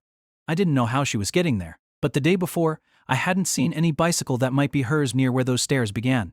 She most likely walked. Well, either way, if she was heading to that shrine, I wouldn't catch up with her. Now that I thought about it, Kamba really didn't ask me why I was summoning her. How frighteningly loyal. Senjougahara was obviously my superior in Kanbaru's chain of command, but being served so assiduously by someone as high status as Tsurugi Kanbaru made me feel, to be honest, more scared than happy. There didn't seem to be any way of ruining her image of me, though, which actually made me want to start acting like the ideal senior around her and not betray her overblown expectations. Well, it didn't seem like a bad thing. I wonder what Senjougahara was like in middle school during the Valhalla duo's honeymoon phase. What had it been like between them? As I was thinking that, I reached my destination, the entrance to the shrine on the nameless mountain. I got there fast. That's a bike for you. Or, so I thought, but Kanbaru was already there.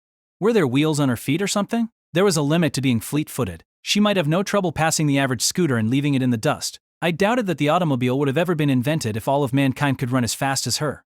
If she'd gotten ready to go right after I hung up, well, no, she'd changed into long sleeves and long pants like I told her. Plus, having learned from the day before, she wore unripped pants and wasn't showing her navel. It didn't take much time at all for me to put these clothes on. In the summer, I'm always in my underwear at home. Kanbaru, I'm saying this purely out of concern for you, but you know I can't make any guarantees about your chastity if you keep fanning the flames of my earthly desires. I'm prepared for that. Well, I'm not okay. I trust your sense of reason. I don't trust it myself.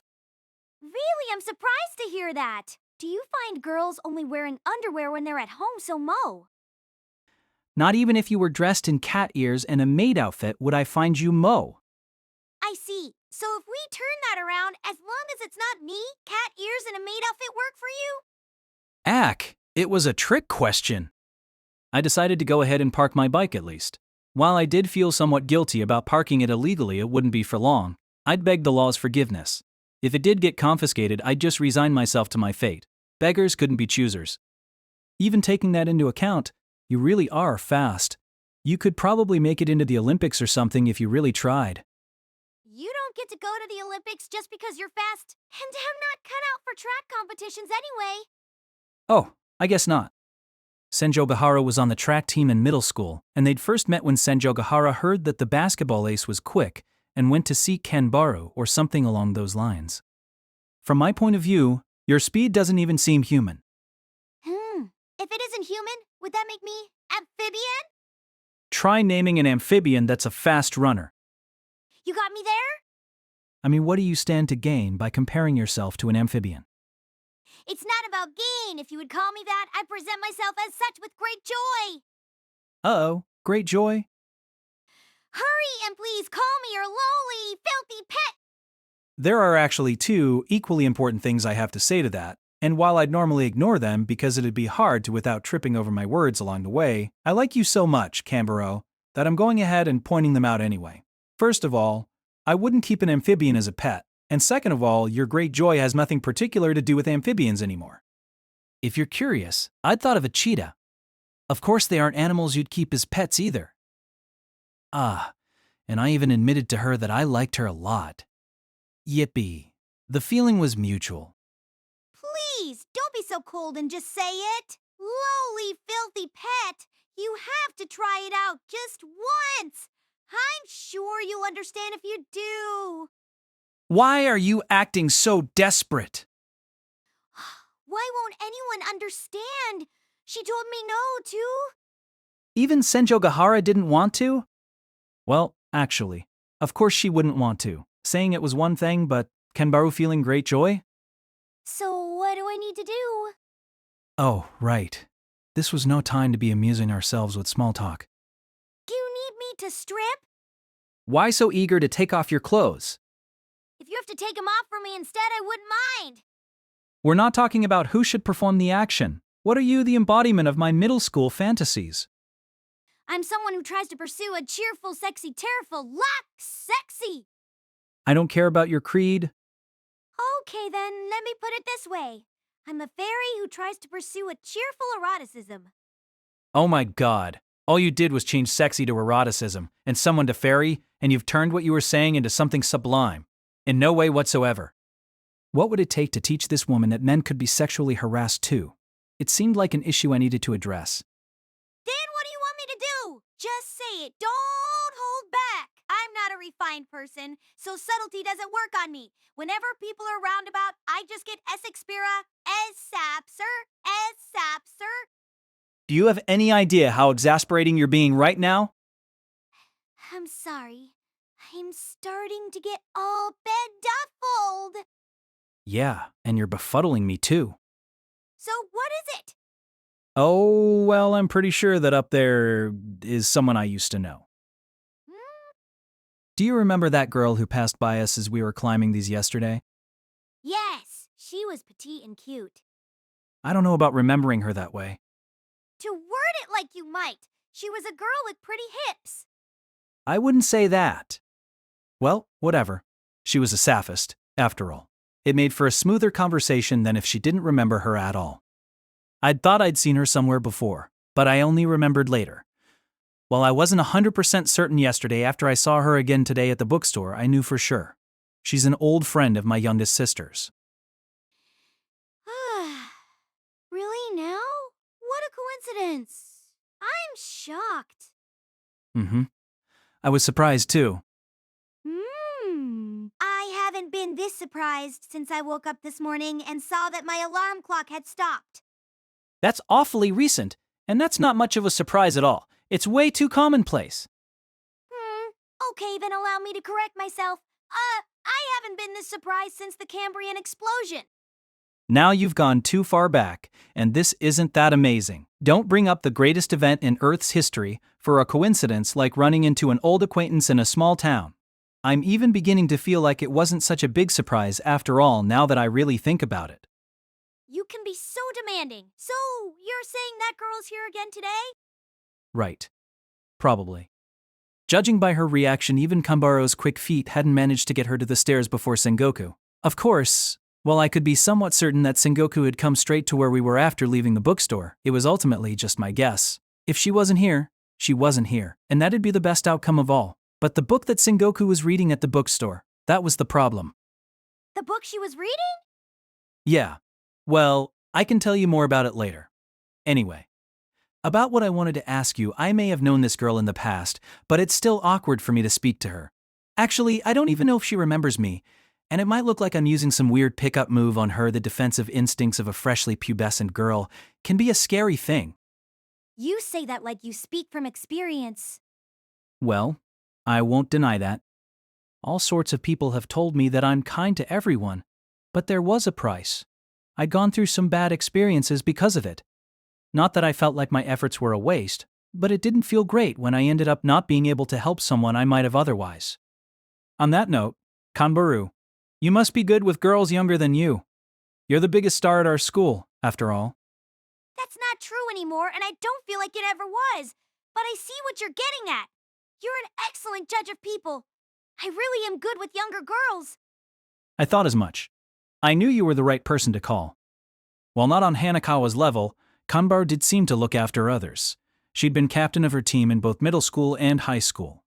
In that sense, she was the complete opposite of the way Senjougahara was now.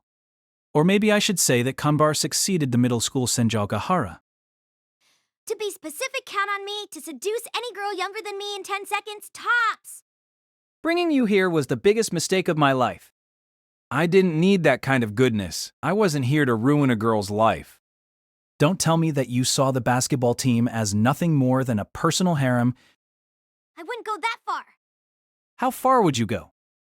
I'd take out the nothing more than. That barely changes anything. So she's your youngest sister's friend, which means that you have a little sister. In fact, 2 or more. Oh no. The Saphist now knew about my little sisters. Hee hee hee. I see. Your little sisters? Don't get any funny thoughts.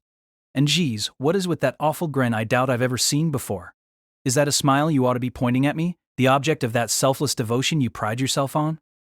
If you're curious, they do look like me. Both of them. Oh, please. I would never lay a finger on your little sisters. Yes, seducing a younger girl or two might come easier than breathing to me, but there's no reason for me to ever do such a thing, as long as you and I stay close. Damn you. That's a veiled threat.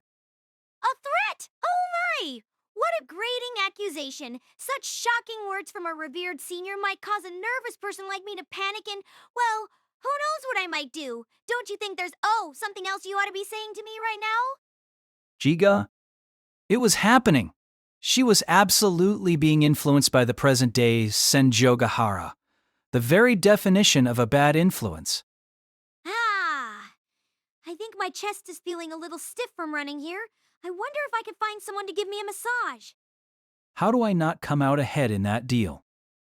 Joking aside, of course I wouldn't hesitate to help since you're asking me, but you're taking into account what happened yesterday, aren't you?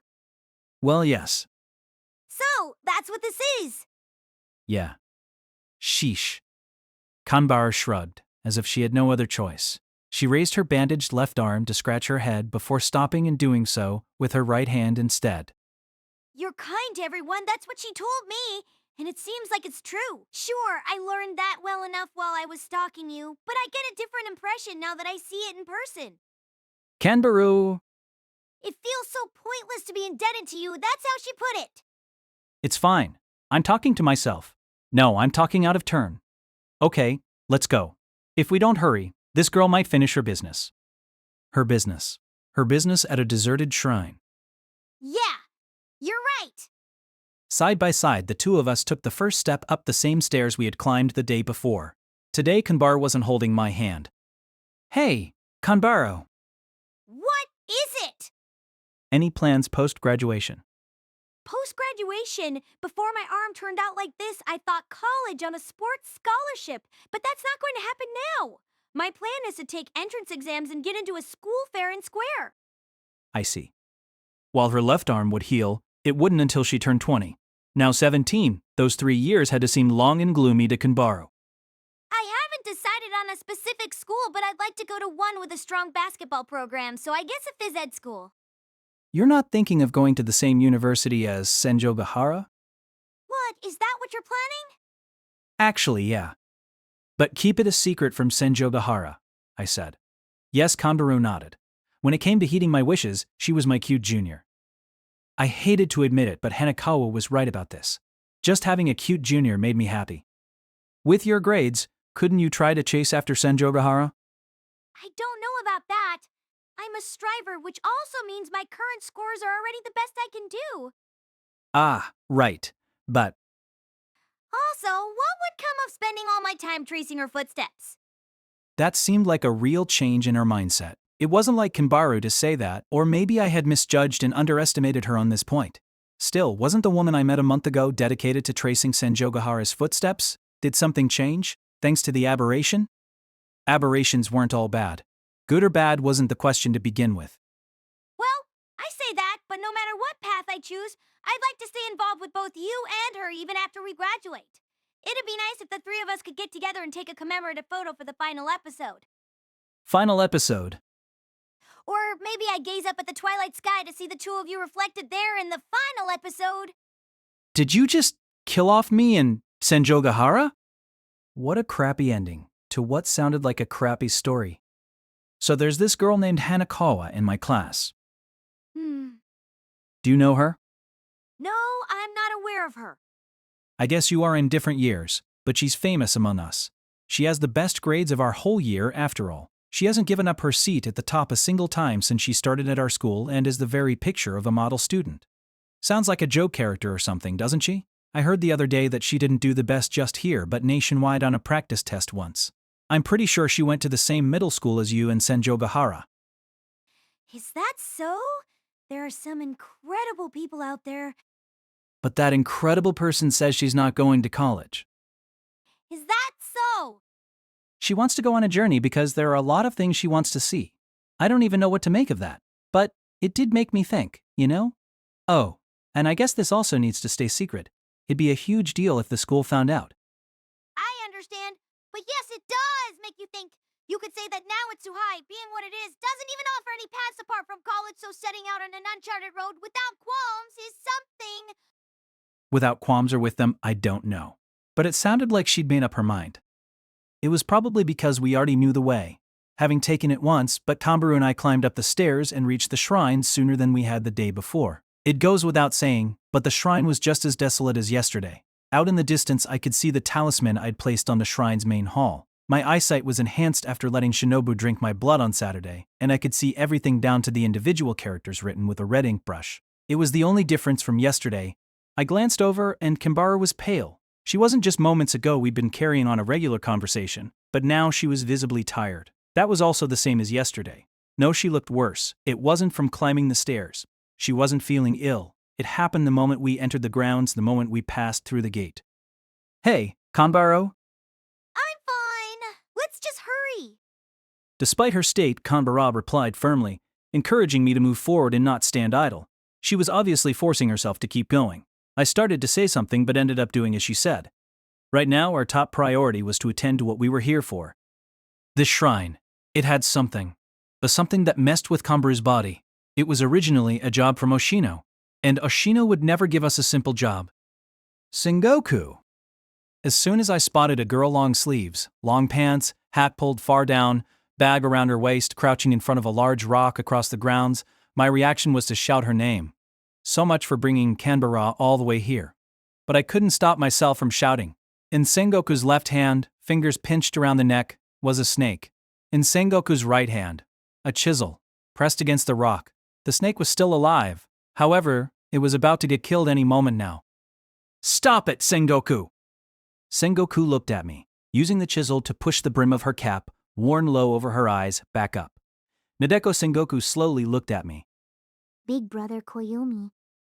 You'd still call me that. The thought ran through my head as if I were some dark hero who once walked the line until a lapse in judgment derailed him, who after battling through trials and hardships that you do not relate or sit through without tears, now sat among the top echelons of a shadowy organization and committed an endless chain of unspeakable, unwatchable atrocities, in the midst of which a comrade from bygone days, while he was still on the side of justice, appears and calls him by his old name. Ajagirinawa. After pondering for a while, so began Ashino in a frightfully weighty voice, almost as if he detested the name. He tended to speak in a flippant, or even snide way, and this wasn't a tone you often heard him take. The only thing it could be is a Jagirinawa. That's all it could be, and I can state that for a fact. Though it's sometimes called a Jakiri Ejinawa, a Hebikirinawa snake cutting rope, or even just Kuchinawa. A mouth rope. So just one way to say snake? Right? Snake. Snake, the general term for reptiles in class Reptilia, order Squamata, suborder Serpentes, noted for their long, thin, cylindrical bodies covered in scales. They have hundreds of vertebrae and are able to squirm about freely. So it went demon cat, crab, snail monkey, and now snake. Putting aside the demon as a special case, snakes felt like they had the worst reputation of the bunch. They felt like such an ominous symbol. Cats, crabs, snails, and monkeys had nothing on them when it came to spook use. Oshino laughed as always in his falsely carefree way, forcing himself to ditch the gloomy tone. Well, you're not wrong to have that impression, Araragi. Since long ago, snakes have been seen as that sort of thing. There are a ton of snake-related aberrations, after all. They're carnivores, I guess, and we do have sayings like a snake in the grass. Plus, some of them have lethal poisons, so I suppose you can't blame people for feeling that way. In the way of venomous snakes, here in Japan we have pit vipers, tiger keelbacks, habus, but then on the other hand, some see snakes as holy, or at least there's a tradition of worshipping serpent gods. It's common to nearly every region in the world. A symbol both holy and wicked, that's the snake. And that shrine it was for worshipping a snake god too, wasn't it? Huh? Wait, why do you know that? I kept it a secret from you. Oh, I see. Missy Class President told you. How'd you figure that out?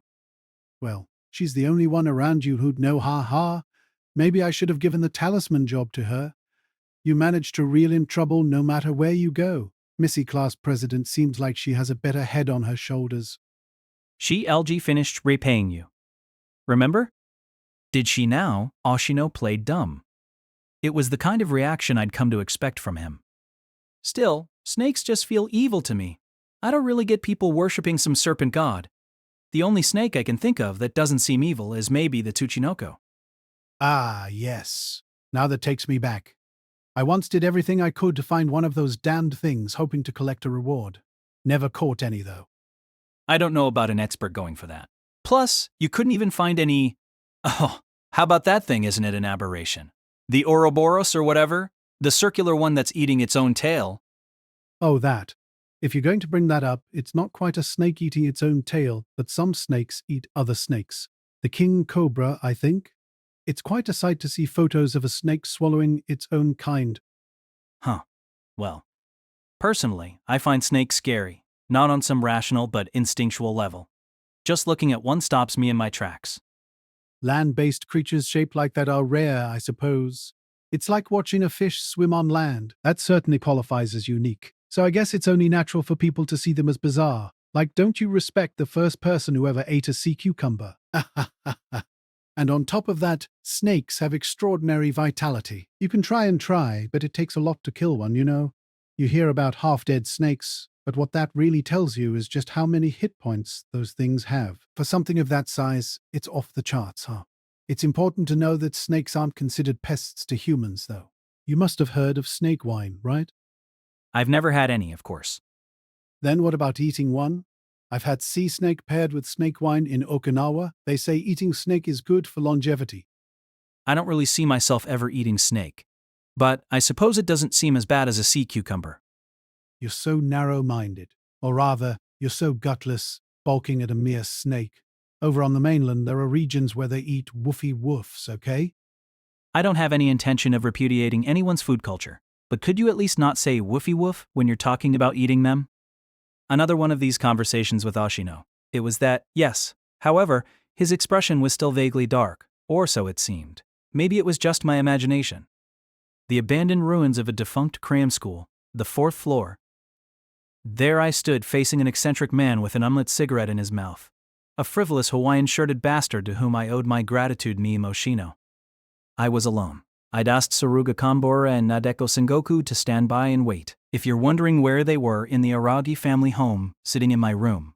Putting aside my parents, my 2 little sisters were definitely inclined to enter my room without asking. But with the door locked, it was most likely fine for a few hours. I had to admit that some part of me did feel it was dangerous to leave Saruga Kanbara, with her personality, not to mention her sapphic bent, under the same roof as Sengoku and my little sisters without any supervision. But, well, I just had to trust my junior. And, above all, I had a reason to avoid bringing Kanbara and Sengoku here. A reason I didn't want to bring them along to meet Oshino afterwards. Kanbara and I brought Sengoku along with us and headed to my home. I had Sengoku sit on the back seat of my bike. Kanbara ran alongside us without breaking a sweat. As I'd half expected, Kanbara's condition returned to normal as soon as we climbed down the mountain. That bit the day before about her feeling better after eating lunch seemed to be a misunderstanding on my part. Luckily, no one was home. Both of my little sisters looked to be out. There were signs that they had come home once. Since deceiving their eyes would have been the trickiest part of slipping into my home, for which I hadn't devised any concrete plan coming back, my reaction was one of honest relief.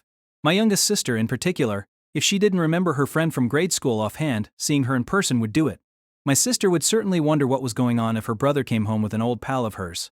We went straight to my room. Big brother Koyomi, you changed rooms. Yeah, I'm in my own room now. Both of my little sisters are still in that room, though. I think they'll come back after a while. Do you want to see them?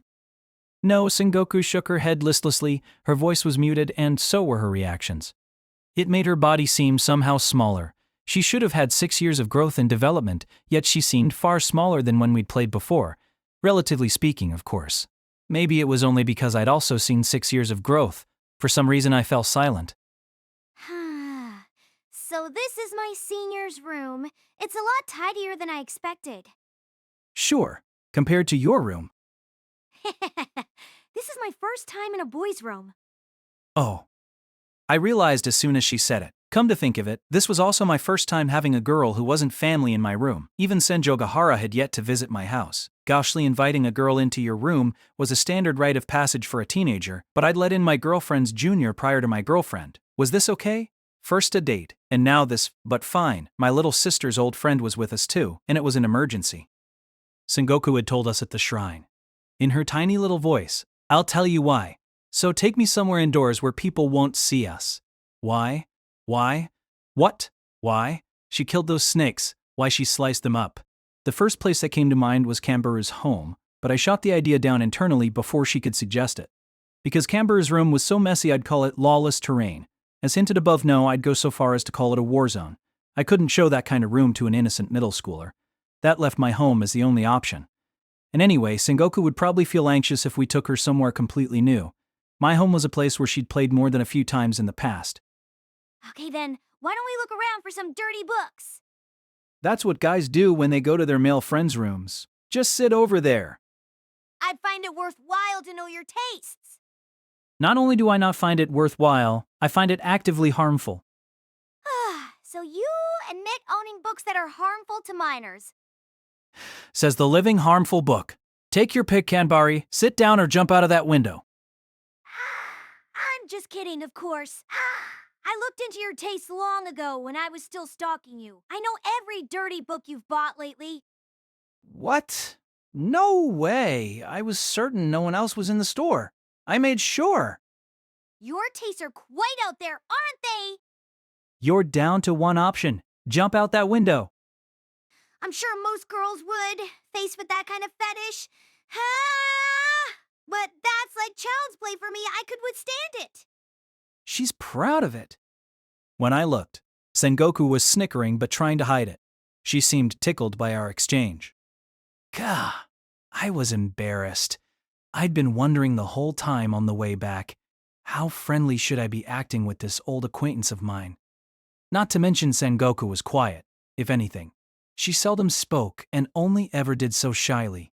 Since Shinobu, Oshino, Hanekawa, Senjougahara, Hachikuji, and Kanbaru were all voluble and garrulous despite their various inclinations. Shinobu rampant arrogance, Oshino frivolous sarcasm, Hanekawa moralizing instruction, Senjougahara bitter abuse, Hachikuji two-faced politeness, Kanbaru fawning flattery. Dealing with this new silent character was refreshing. Of course, Shinobu had grown taciturn after becoming a child. Was Sengoku quiet now, just as she had been as a child? Yes, it did feel like she always had her head down, but honestly, I couldn't recall the details vividly. I couldn't remember. She was introverted, spoke little, and always face down. But she seemed to have remembered me. Big Brother Koyomi. Yes. Nadeko Sengoku once referred to me in that manner. As for what I'd called her, well, I'd forgotten. Maybe Nadeko, maybe Enadeshiko. Either way, I couldn't call her that anymore. Sengoku was Sengoku. Big Brother. And Miss Kanbaru. Could you please turn away for a moment? We silently did as she said. We turned our backs on Sengoku and faced the wall. While I may have told Kanbaru to jump out of the window, I felt relieved that she was with me after all. In fact, after I called out to Sengoku at the shrine, I was at a loss as she stood there stiffly, and it was Kanbaru who single-handedly pulled off the feat of getting her to open up. Seducing any younger girl within 10 seconds had been no idle boast. I was willing to admit that Big Brother Koyomi alone would have been useless. I'd have fretted miserably, and that would have been it. Looking back on it, Sengoku hadn't just frozen in place. Her shoulders slumping as if the world were coming to an end. She'd gone completely blank. Drawing her back out would have been nigh impossible with my meager skills. My dear senior. Kanbarui whispered as we looked at the same wall. She seemed to be hushing her voice so that Sengoku wouldn't hear, and I replied likewise. What is it? You might not welcome it, but my plan is to start livening things up. Huh? What's that supposed to mean? I think you may have already noticed, but that girl and Goku seems to be quite emotionally unstable. I've seen a lot of girls like her, both older and younger than me. She's a serious case. The slightest shock could drive her to self-harm. Self-harm? Those chisels. I'd forgotten to take them from her. They were inside the bag around her waist. Everything from a triangular blade to a cutting blade, a full set of 5. It didn't sound exaggerated. In fact, if Kanbaru hadn't intervened exactly when she did after I yelled Sengoku's name, that totally could have been. Even I could tell. Sure, kind person, so it might be hard for you to act merry when someone's feeling down, but cinching with her depressed state would only make things worse here. I wouldn't say it's like Maxwell's demon, but I need to lift Sengoku's spirit right now. So, was that the reason for the earlier talk about dirty books? You know, it seemed I had underestimated Kanbaru. I'd wondered if she was just obtuse when she'd said that, but my judgment had been too superficial. Tsuruga Kanbaru gave more thought to her actions than I knew. Okay then. If that's how it is, go wild. I'll follow along. Yes, I might get carried away and assault you, but I'd like your generosity to extend to that possibility too. I can't be generous about that. How exactly were you planning to liven things up? Heck, now I'm starting to feel bummed out too. The slightest shock could drive me to self-harm. There's no need for despair. You know what they say. Though it may be winter, the ice age isn't far behind, and night is always followed by a century of darkness. No one says that. What would those sayings even mean? No matter how bad things may seem now, it's as easy as it's ever going to be. What a seemingly positive but horribly pessimistic message. There is no rain that doesn't turn to a flood. Yes, there is. It rains without turning into a flood all the time.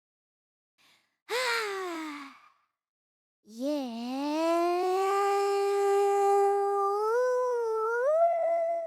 See?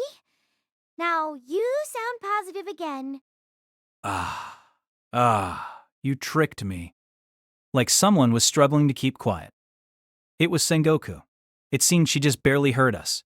If that was Kanbaru's plan all along, she really was something. It's okay now. Please turn back around.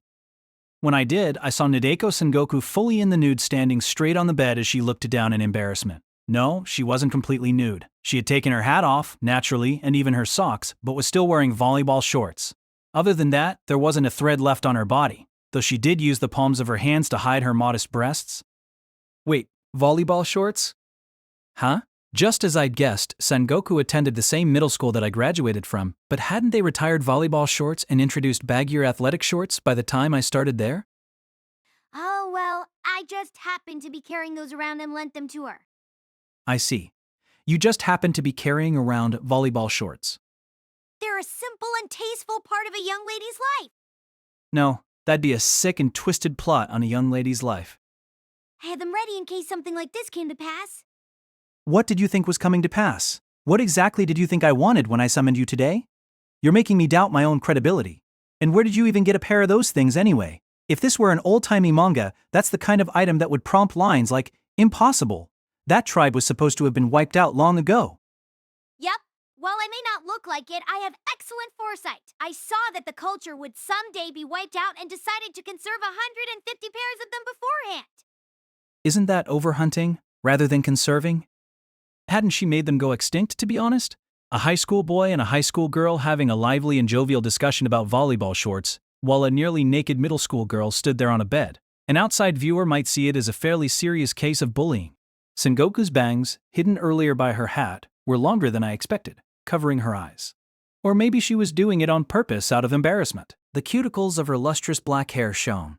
It seemed she'd hidden her clothes under my comforter after taking them off. The fact that she was wearing those shorts as per Kanbaru's ministrations, and that she'd taken even her bra off, suggested that displaying her underwear was more embarrassing than baring her skin for this old female acquaintance of mine.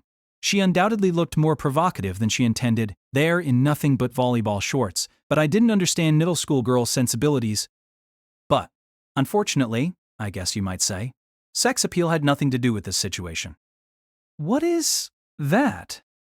It had taken me a while, but the surprised words found their way out of my mouth when I saw Nadeko Sengoku's skin. Her skin was covered in traces of scales, from the toes of her 2 feet up to her collarbones. Clear traces of scales on every inch of her body. For a moment I wondered if scales had grown directly on her body, but I looked closer to realize that wasn't the case. The scales were imprinted onto her body, like with a woodblock print pressed onto her skin. Reminds me of rope bondage marks. Indeed, there did seem to be signs of internal bleeding here and there on her body, and the painful-looking markings made it look like she had been tied up. Asking Kanbaro why she had such intimate knowledge of rope bondage marks would only complicate things, so I decided to let it slide for the time being. No, maybe not rope bondage marks as much as something going from her toes up through her legs all the way to her torso. It was as if something was gripped around her, something we couldn't see, traces of scales on every inch of her body, gripped around her, gripping, possessing her. The only parts of her body without those marks were her arms, as well as her head from the neck up. There was no need to go the extra step of having her show us her hips and lower abdomen, now hidden by those volleyball shorts. Scales. So if they were scales fish? No, these weren't fish scales but a reptile's. A snake. Snake. Serpent. Big brother? Her voice still vanishingly small. Her voice shaking. You're a grown-up already, so you aren't having any dirty thoughts seeing me naked, are you? Huh? Oh, no way. Right, Kanbaru? Right, Kanbaru? Yes? I guess? Hey, play along. Where'd all that loyalty of yours go?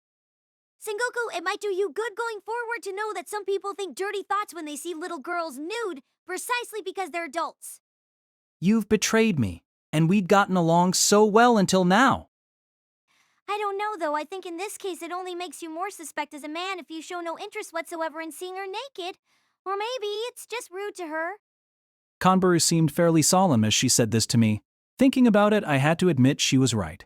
While the situation was anything but sexual, and while there were snake scales imprinted along her entire body, it still felt impolite to see a girl naked and not feel a thing.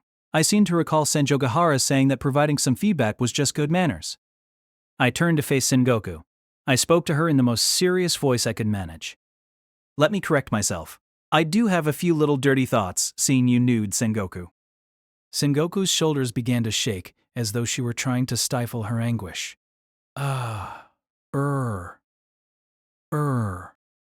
Kanbaru, I've made a middle school girl cry because I took your advice. A middle school girl. Do you understand? It's all over for me. How are you going to make this right? No one could have guessed that you'd put it so directly. Kanbara was looking at me, appalled. It didn't seem like she'd been trying to trick me. Sengoku said, crouching down on my bed, her head bowed, mumbling so quietly it was barely audible. And yet, the words were certain. I hate having this body. Sengoku. I hate it. Save me, big brother Koyomi. And then, an hour later, I was visiting a derelict building inhabited by Oshino and Shinobu that once housed a cram school with only a day separating me from my last visit on Saturday. You're late. I've been waiting. Meme Oshino, an expert on the subject of aberrations, a specialist, an authority, the man who lifted me from the veil of darkness I found myself under during spring break after being attacked by a vampire and getting turned into one myself in this day and age, my savior, a Hawaiian-shirted dude, age unknown, an awful role model with no fixed address who went from journey to journey. Tsubasa Hanakawa, when she was charmed by a cat. Hitachi Senjougahara, when she encountered a crab. Mayoi Hachikuji, when she got lost with a snail. Suruga Kanbaro, when she wished to a monkey. All of them received help from Oshino. I don't know if I'll ever fully repay the favor, but to be frank, if he weren't my savior, I wouldn't want to get to know his type very well. By no means, he had an awful personality. He was no font of goodwill. He was like an avatar of caprice. While I'd known him for some time since spring break, I still couldn't understand large swaths of his personality. He sat cross-legged on top of a makeshift bed he had fashioned by tying together, with plastic rope, a number of desks that kids must have once used to study away. After I'd explained all of the above, Oshino said in a tormented voice, almost as if he detested the name, A Jagirinawa. a Jagirinawa. Huh, never heard of that one. It's pretty famous. I think it's a form of serpent shamanism. Serpent shaman? Not serpent bearer? Serpent bearers are from Greek mythology. Serpent shamanism is domestic. You know, like serpent god mediums. I guess there isn't much point in talking to you about that. Still, a Jagirinawa. So would that make this girl your junior? It doesn't really feel like it because of how much younger she is. So, she's my little sister's friend. Aha. So she's like a little sister to you. Don't go around assigning my acquaintances to whatever position. She does call you her big brother. I told him too much. What an honest chump. It was like I couldn't tell a lie. No, I was just bad at hiding things. And that big brother of days gone by is now Lee Ragiko. Time really does fly like an arrow. I don't get called that.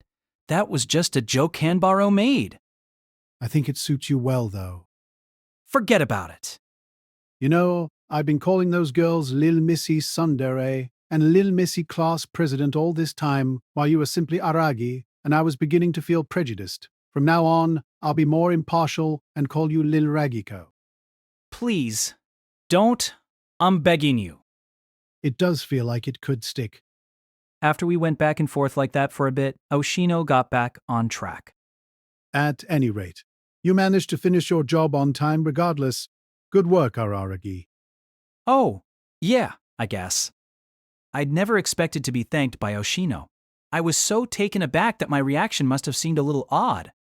I have to say, I couldn't ever have done it myself. Give my thanks to that Missy too. Oshino started to think. He must have meant Kanbaro. But, he wasn't sure what to call her. That made me realize he hadn't settled on a tag for her yet. Hanakawa was Lil Missy class president. Senjougahara was Lil Missy Tsundere, and Hachikuji was Lil Lost Girl. So Kanbar would be, say, Lil Miss Sporty? That Lil Miss Pervy.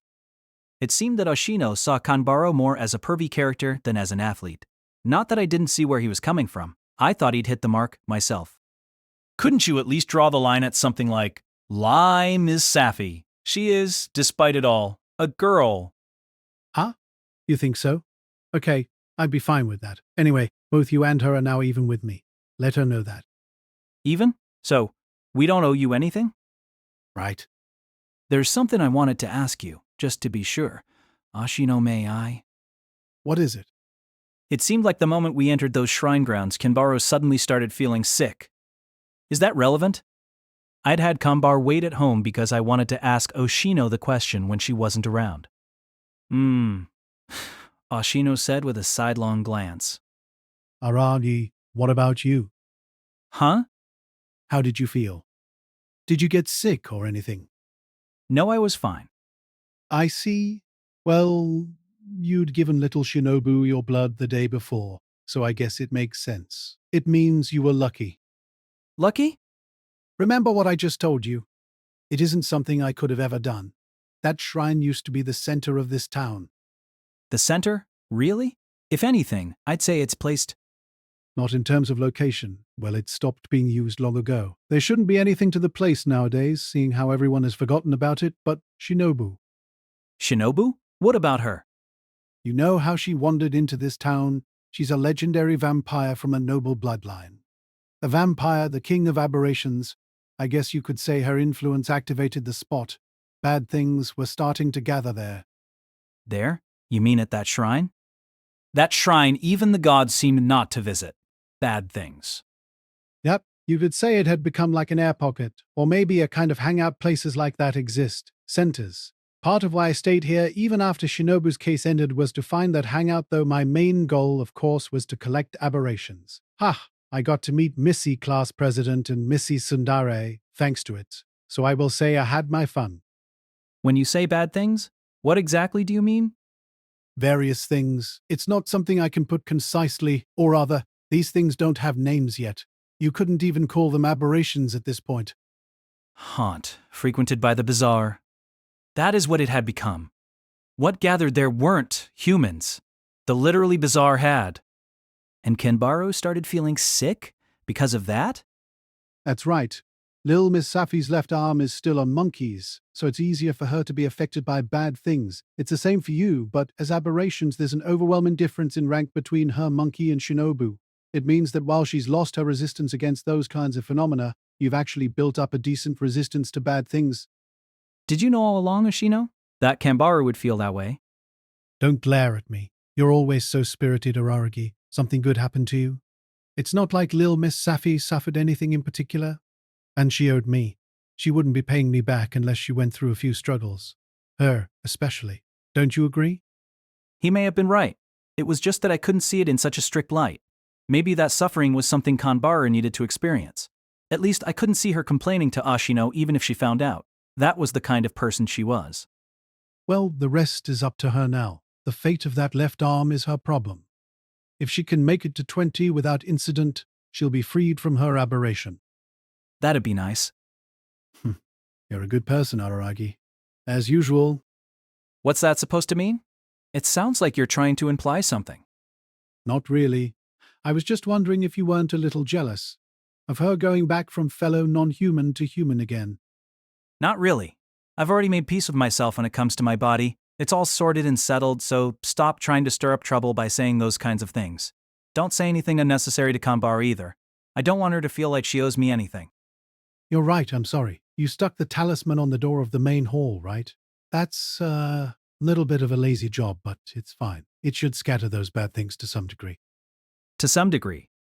The talisman placed by an amateur isn't going to change things that dramatically. In fact, it'd be an issue if they did. We only need to nudge the natural flow of things, or else who knows what could happen elsewhere. In that sense, the choice to do a half-assed job by placing it on the door might not have been a bad choice at all. Why couldn't you do it? Whether it's aberrations or whatever bad things that precede them, that's your field of expertise, isn't it? Or is this a case of you forcing yourself to come up with a job so that Kanbar could pay off her debt to you? I won't say that wasn't a factor, but it really would have been hard for me. Just look at me. I'm as thin and wimpy as I seem. I don't have the stamina to climb up a mountain. That's not the line of a wanderer going from journey to journey. Was I being transparent? Well, yes, that was a joke.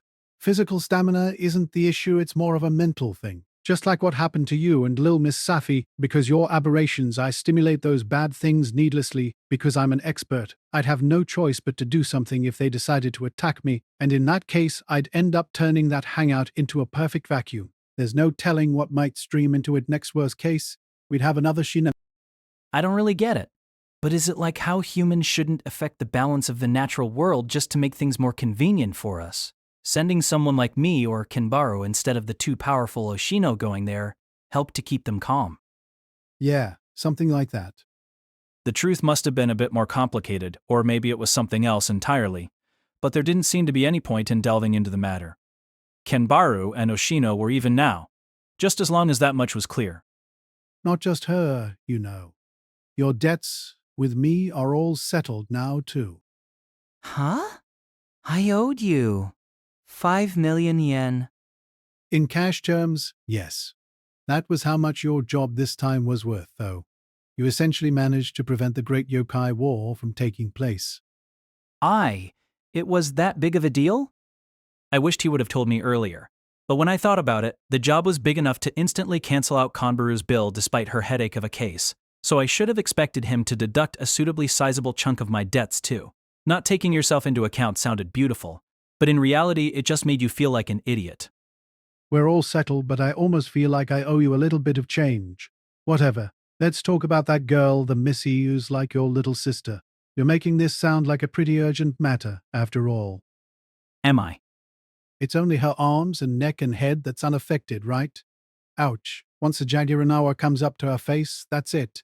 Araragi, the Jaguarinawa is an aberration that kills people. I need you to understand that. This case is a rather serious one. I'd thought that might be so.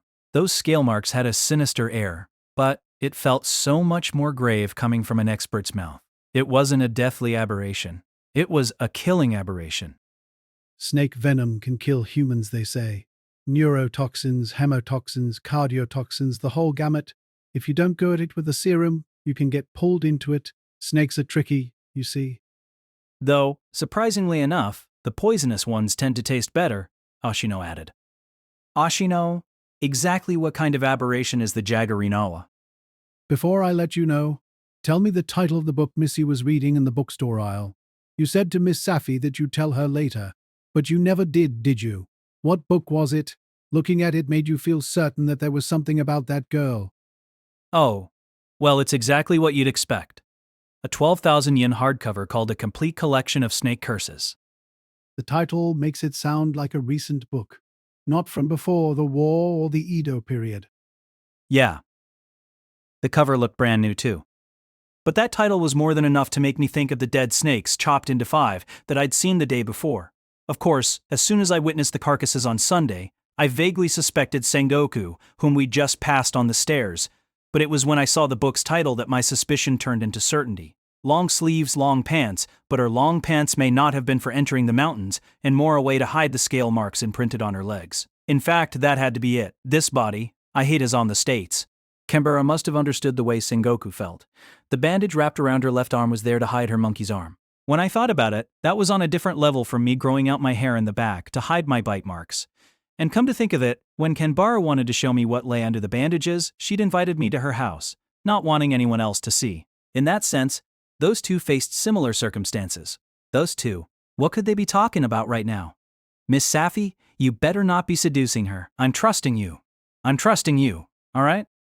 My limited knowledge doesn't cover what kind of book that is, but it must include information on the Jaguarinawa. Serpent shamanism is basically synonymous with snake curses, after all.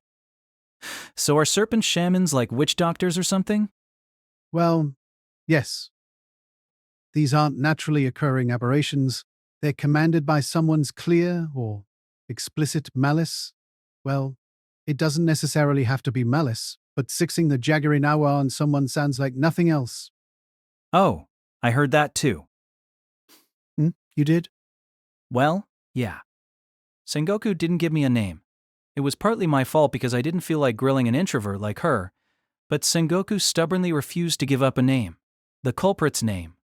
But she did tell me it was someone in her class. A friend from her class. What with a curse placed on her, I thought former friend was more like it. It's a middle schooler's idea of a charm, some sort of fad, apparently. These charms go a little deep into the occult. Most are complete whiffs, of course, but I guess you could say Sengoku is the unlucky exception. Unlucky, huh?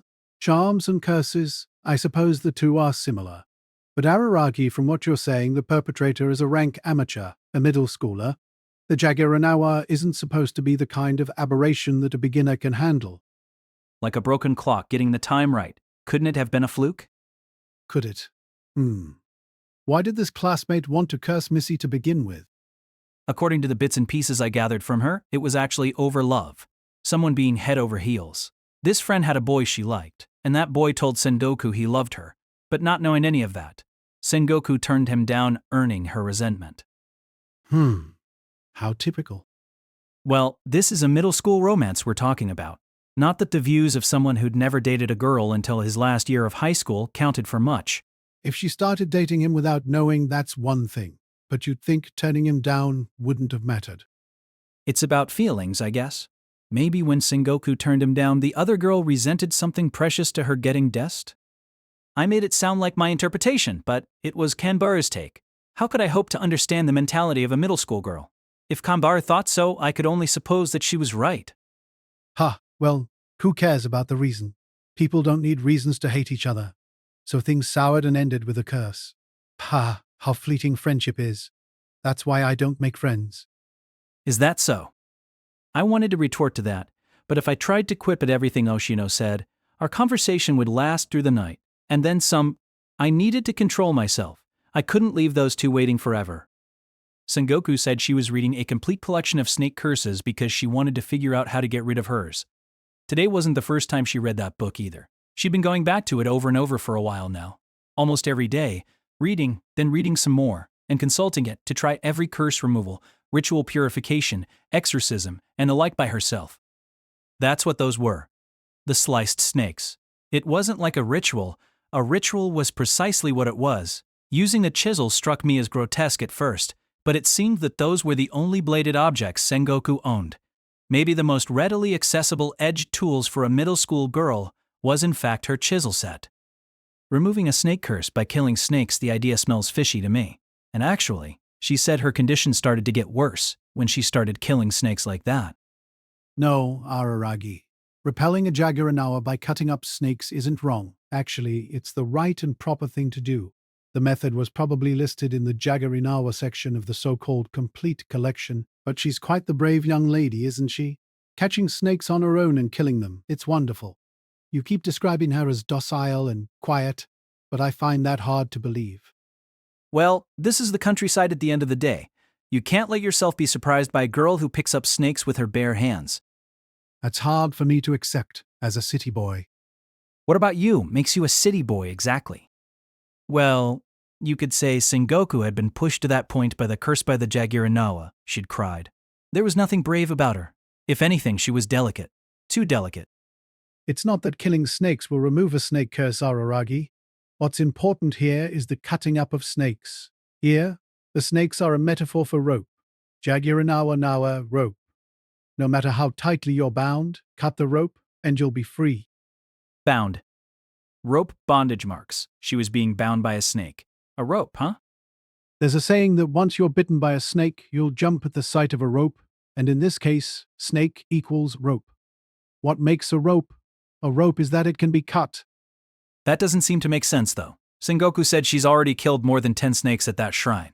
But far from going away, the curse was only getting worse. The more snakes she killed, the faster the scales climbed up, rolling from her toes. That's what she told me. It was proof that the curse was progressing.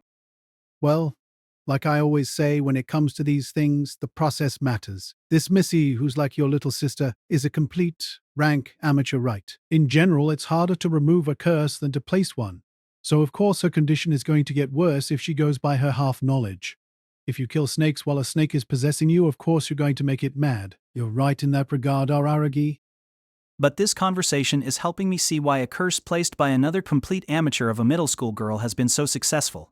My initial assumption was that hell has no fury like a woman scorned, but I guess I missed the mark. It's bad luck. What do you mean? Missy probably learned that a curse had been placed on her before it ever began to work. Judging by the fact that she knows exactly who it was, she must have heard it straight from the girl. Damn you, I placed a curse on you, or something. Missy panicked, went to the bookstore to find out how to get rid of it, and climbed up a mountain that's known for having a lot of snakes, so she could cut 'em up. I guess she found the shrine by accident? Well, maybe she knew about it in advance. Then she got busy killing those snakes, that all thou minest today all. What about that is bad luck? The spot. Remember what I said? An air pocket, a hangout, Oh, a place where bad things gathered. Those bad things that Shinobu's presence had activated. And that strengthened the curse?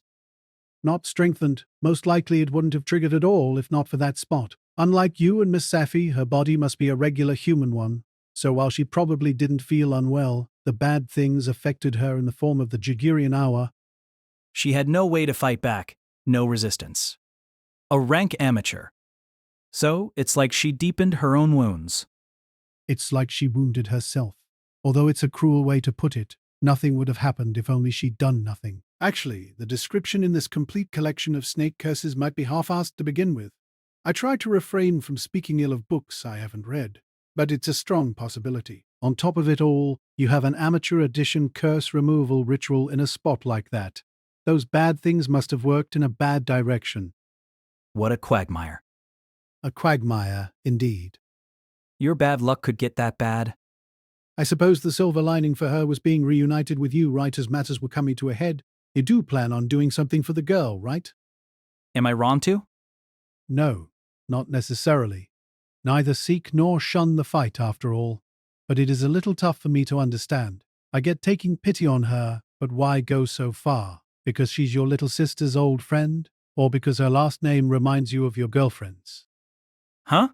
Oh, because Sengoku is 1,000 koku, as in how they used to value territories, and Senjougahara means battlefield. Actually, I'd never considered that one. I only realized for the first time now. Well, no, I mean, she's in such distress. Isn't it normal to want to do something? What a good person. He gave it such an unpleasant ring. There's a book called The Compilation of Snake Curses that was put together in mid-Edo. It's an odd tome containing nothing but snake-related aberrations. That's where the Jagirinawa first appears in print, with an illustration to boot.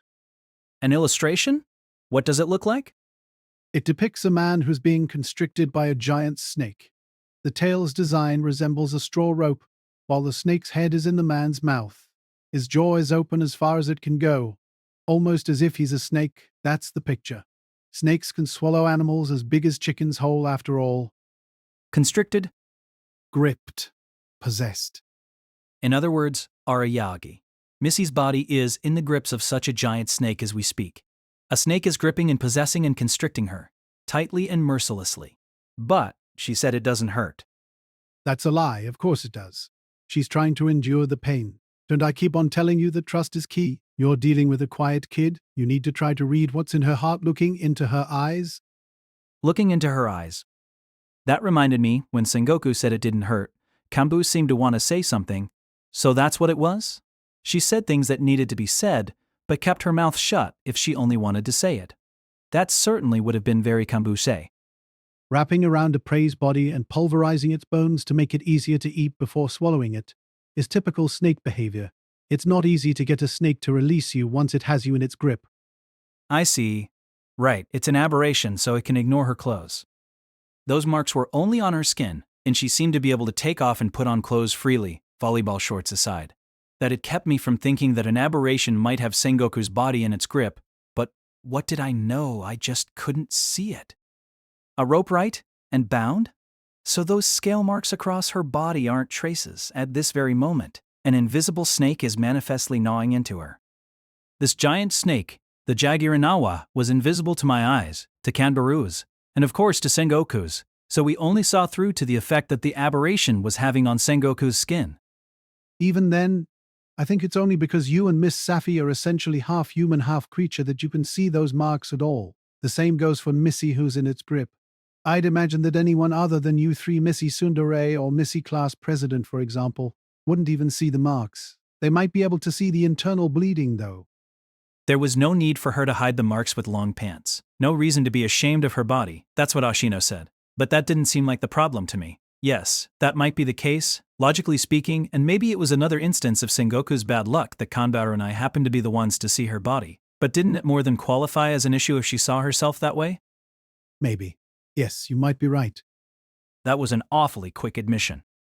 Even I can be honest and upfront at times. I don't have anything better to do right now. You can't be honest and upfront if you aren't just chilling.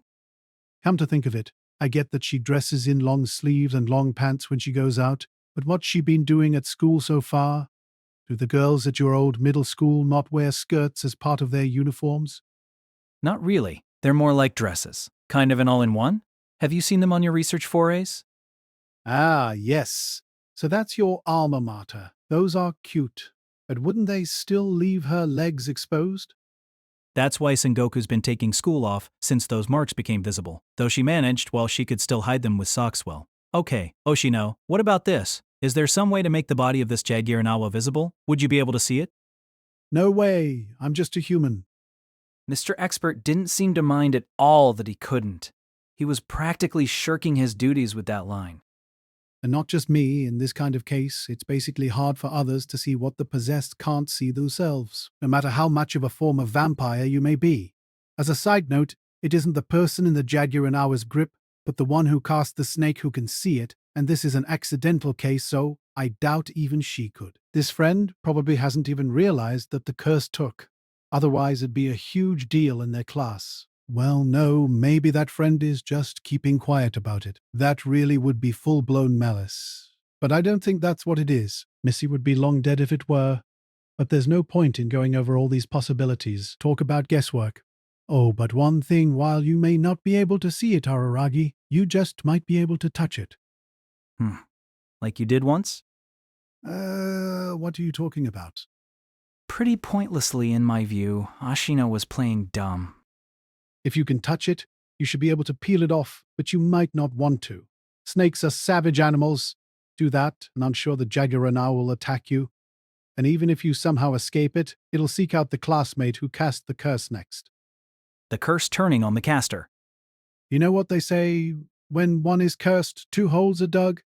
This girl must not have meant to kill Missy and probably doesn't believe in curses to begin with. I think she honestly intended to just go, "Damn you, I placed a curse on you," out of spite. I don't like that she decided to get the occult involved over something so petty, though. How's an outsider like me supposed to make a living? This business is bad for me. I can't tell if you misspoke there or not. Aha. Well, I guess it's fine. With those words, Oshino got off his makeshift bed. He then plodded away and tried to exit the room, so I hastily called out to his back. "Hey, where are you going?" Wait, here a second. That was all he said before leaving the classroom for real? He was a fickle person. Actually, he was just being selfish. Now what? If I had time, I wanted to check up on Shinobu, but if I missed Oshino in the process, that'd be stupid. Which classroom was Shinobu in, anyway? It was rare for her and Oshino to be in different ones. Had she gotten into another fight with Oshino over some Mr. Donuts? Fine, I would just file a status report. I pulled out my cell phone and tried calling Kanbari Sengoku, by the way, still didn't have one, in typical fashion for a rural middle schooler. Then again, even if my parents found them, this was Kanbari, so she'd do just fine. As long as they didn't discover that she was a pretty serious pervert and a real-deal sappist, Kanbari was an exemplary young woman who excelled at academics as well as athletics. But the moment I tried to open my contacts list, thanks for waiting, Oshino returned. That was quick. So quick that I wondered if he knew what I was about to do. He really acted like he saw through everything. What's that modern convenience you have there? Were you about to call someone? Well, was just thinking of contacting Kanbaru and Sengoku in advance. It seems like this will take more time than I thought. No need to call in that case. I'm already done talking here. Take this. From his position at the entryway, Oshino tossed straight at me whatever he was holding in his right hand. The sudden projectile threw me off balance, but I was somehow able to catch the item without dropping it.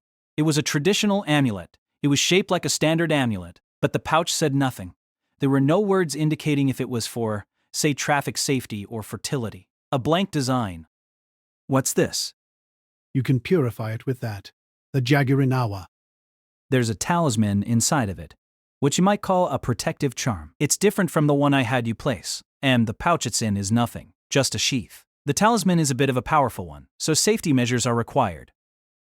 Safety measures, or maybe a limiter. Don't get it wrong though, it's not as if all you're going to have to do is place that talisman on her forehead like she's a Jiangxi or something. In fact, don't ever take that talisman out of its pouch. Like I said, it's a safety measure, a limiter. There's no telling what might happen. I'm going to tell you the correct method for this. So, do your best to remember for later. I could go out there myself, but it's probably better if I don't. As far as building a relationship of trust with the young lady, you and little Miss Safi are already set. That claim of being able to seduce younger girls within 10 seconds doesn't sound like false advertising either. I'm so impressed. I'm so jealous. Ha! And while you seem to have forgotten, it seems Missy's memories of you are rather nice ones, no? She wouldn't be able to strip on a moment's notice in a man's room otherwise, Big Brother Koyomi. I didn't know about that, to be honest. When it came to people who never stopped talking like Senjougahara, Kanbaro, Hanekawa, or Hachikuji, I could make some sort of guess about how they felt, whether those words were frank ones or not, but it was hard to deal with someone who spoke so little. Someone with a shy personality, who buckled under pressure and cast her eyes downward at the smallest provocation. When I thought about the situation, it was surprising that this very same girl had flatly turned down a boy. Someone with her personality seemed like the type who couldn't say no and got dragged into being someone's girlfriend. But, once again, I had no right whatsoever to be talking about these affairs of the heart. I think it's like how you wouldn't be embarrassed to strip naked in front of a doctor. That's what a relationship of trust is. Oh, wasn't Asclepius from the constellation of Fucus a patron saint of medicine? Another hint, perhaps? But, Oshino, is it really okay? Is what okay?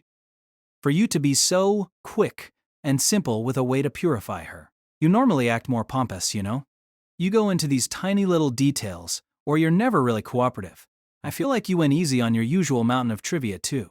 Don't tell me you're not being serious about this now that I don't owe you anything. Oh, Araragi, you just love nagging me, don't you? You and I know full well that you'll complain if I do pile on the trivia. I'm starting to think that the real tsundere here is you, not Lel Missy Tsundere. How so spirited something good happened to you. I didn't used to say all that to be mean or anything. It was the same for Missy Class President, Missy Tsundere, Lila Lost Girl, Miss Sappy, and especially you, Araragi. Each of you stuck your own neck into an aberration, didn't you? Well, that's. If I may, all of you were perpetrators. Whether or not you meant to be, you were complicit with your aberrations. For people who've gotten their hands dirty to wash their feet, a certain process becomes necessary. But it's different in this case, isn't it? Nareko Sengoku is clearly nothing more than a poor victim. She's done nothing wrong. Even the reason the Jagirunawa was set upon her is weak. For every aberration there is a reason, but none of that reason here is Missy's doing. 10 snakes, was it? She may have killed them, but even that was her trying to defend herself. She was unlucky, it wasn't her day, that's it. I'm not so unreasonable to hold accountable the victim of someone's malice. What people like that need is to be saved. So, that's what it was. Sorry, Oshino, I thought you were acting that way to be mean. It made sense now. That was why his tone sounded so grave from the moment he first named the Jagirunawa. It didn't have anything to do with the Jagirunawa itself. That was purely Oshino thinking about the victim, Nadeko Sengoku. Crimes need to be atoned for, but you can't allow someone to be judged for a crime they never committed. People in trouble need to be saved, right? Yes, I may not be the nicest guy, but even I have that much kindness for others left in my heart. Though that isn't to say I'm doing this entirely as volunteer work. This is my job. Yeah, I figured as much. But it's fine. This can be the change left over from the work you and Miss Safi did for me. The Missy, who's like your little sister, doesn't need to do a thing in return. Yes, there may have been that issue of perpetrator versus victim. But even then, it felt like he was playing favorites. Maybe he liked middle schoolers. But, Aragi, let me give you just one warning: when one is cursed, 2 holes are dug. I know I'm saying it again, but I want you to keep the words close in mind, and I want you to think closely about them. Oh, well, that won't be hard. It's not unheard of advice. You don't need to do anything special to learn that. I've had plenty of chances to find out what it means that have nothing to do with aberrations. I'm sure that's true, but, Aragi, I don't know how you see this, but it's not as if I'm going to be living here forever. Eventually I'll be done collecting and researching. After all, you and Miss Safi have solved one of my main concerns, or rather, achieved one of my main goals. I will leave this town someday, and when I do, you're not going to be able to come to me for advice, you know? Our debts had been settled, too. It's been a while since I first started wandering from place to place, but this is the first time I've ever spoken this much with any one person. There is the fact that you've gotten yourself involved with one aberration after the next, but the thing that's a little odd about you is that you try to deal with every single one. Once you've experienced an aberration, you're more likely to attract them in the future. That much is true. But most people who encountered an aberration will then go out of their way to avoid them. That's how things balance themselves out. This relates to what I said about you being a tsundere. But you say all kinds of things about girls, don't you? That they're meddling, or that they're good at looking after others. But all of those traits apply to you, Araragi. Not that it's a bad thing. I'm so envious of your personality that I keep saying nasty things to you, but I think you're good the way you are. But what are you planning to do once I'm gone? Well. Well, I hadn't ever thought about that. It went without saying that Ashino wouldn't reside in my town for the rest of his life. It was like a given, but the question of what I'd do once he was gone wasn't one I could answer on the spot. Did we have to talk about this right now? Aberrations exist as though it's natural for them to be there. They aren't something you should go out seeking. Do that, and of course you might end up as the perp. I think you worry too much, Araragi. You're overprotective. You have a tendency to try to do something, even when you could just leave it alone. But still, once I find out, what am I supposed to do? I know about these things whether I want to or not, so I can't look the other way or pretend not to know. Ha ha! So would it have been better if you'd forgotten it all, like Missy Class President? That just might be the best outcome for people like you, Araragi. Forgetting it all, little Shinobu, too. How could I forget something like that? Of course it wasn't possible. It wasn't ever going to turn out like it had for Hanekawa. That's right, little Shinobu, too. Yes, right. You're going to have to look after her all by yourself once I'm gone. That was the choice you made, though you're, of course, free to abandon her, too. Come on, Ashino. You need to always be aware of the fact. Because Shinobu isn't human. You shouldn't allow yourself to get weirdly empathetic. She's a vampire.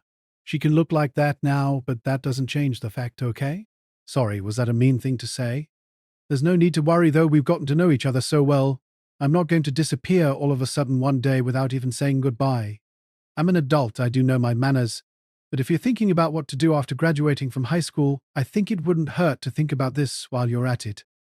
So what you're trying to say is that it's irresponsible for me to attempt to save everyone I come across. That it's irresponsible to be kind to everyone. Hanekawa told me that one, too. But, Ashino, I can't become someone like you. Like you say, I'm about a 10th vampire and actual aberration. I can't get on the human side and go around banishing aberrations. If I did, the very first one I needed to banish was myself, then Shinobu. And that wasn't happening. It wasn't something I could do. I wouldn't say that's true. This job is all knowledge and know-how anyway. A half-human, half-creature who hunts spirits? Sounds cool, like a manga character. Well, maybe it is possible since there's even a Hawaiian-shirted specialist in the field. And, if ever in your life you feel like it, Araragi, you can abandon Shinobu and go back to being a full-fledged human. I hope you don't forget that either. We were in the remains of the shrine, that abandoned shrine atop the mountain. It was the dead of the night, after we had been busy preparing for so long. I considered waiting until the next day, but if we waited one more day, those scale marks, the Jairinawa's grip, might reach up to her neck. She wouldn't be able to hide it if that happened since she couldn't walk around wearing a scarf in this season, even if regular people couldn't see those markings. The middle of the night or not, we decided to fight for every minute and second and do it as soon as possible. My family took a hands-off approach with me, and the same went without saying for Kanbao. A slight issue arose regarding Sengoku's curfew as an active-duty middle schooler, but she asked one of her school friends to come up with an alibi for her, a sleepover or something like that. It seems obvious, but Sengoku apparently had friends other than the one who had cursed her. Having a lot of friends. A good thing, I thought. While I was more than a little worried at first about doing this at the same shrine, ruins where everything began, Hoshino gave us his stamp of approval, telling us it was fine. I thought he said it because we had already placed the talisman on the main hall. But it was actually a matter of process. Even if we were dealing with bad things, all we had to do was get them on our side. According to him, the Jairinawa's existence would be more conspicuous precisely because of the location. It would be easier to come in contact with, or something like that. I didn't get it, to be honest, but I guessed it was an expert's advice. I'd trust it. Shinobu was in a room on the 3rd floor, so I gave her a casual greeting. She really had gotten in a fight with Oshino over Mr. Donuts. He'd eaten all of her favorite flavors yet again. Me and Oshino, you're not even immature, you're just childish. Before leaving the abandoned cram school and heading straight back home, sure enough, Kanbagare hadn't laid a finger on Sengoku despite sharing a room with her the whole time, nor had she gone after my little sisters, both of whom were now home. Great job holding yourself back, Kanbaru? Yes! And hearing the earnestness in your words of praise for the first time, I'm wondering if I joked around too much in your presence and am regretting it. Kanbaro seemed depressed. She not only hadn't tried to seduce Sengoku, but they'd been chatting.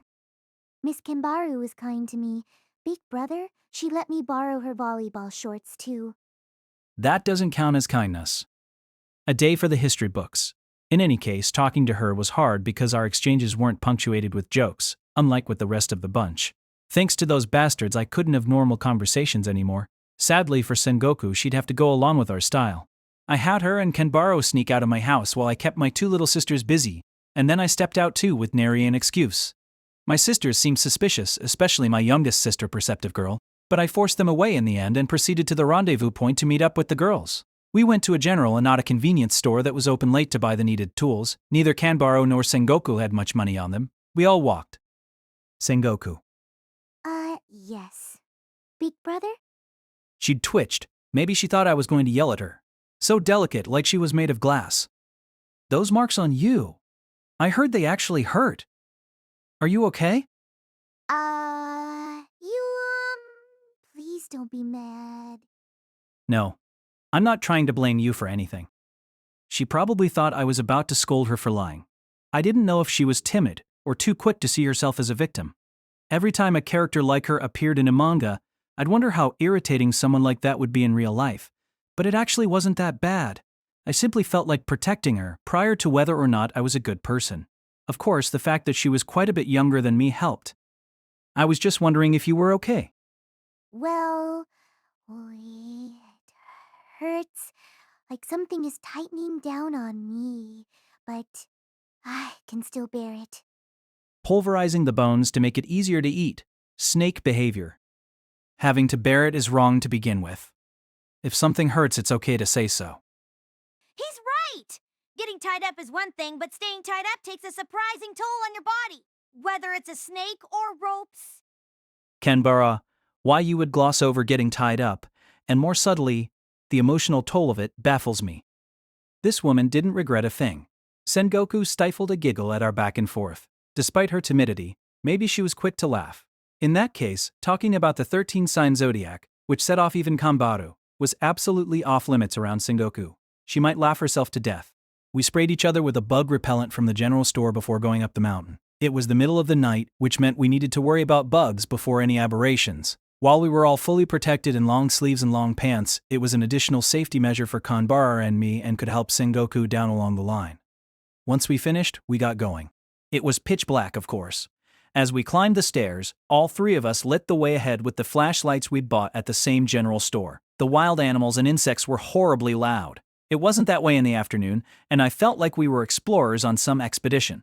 I was almost deluded into thinking I was lost in a jungle. You know, Sengoku. Wes? I was wondering about something. Why did you turn that boy down? You didn't have any idea your friend had feelings for him, right? So there wasn't any reason for you to say no. Well, She fell silent. Someone with so little mental fortitude, who went quiet over just that much.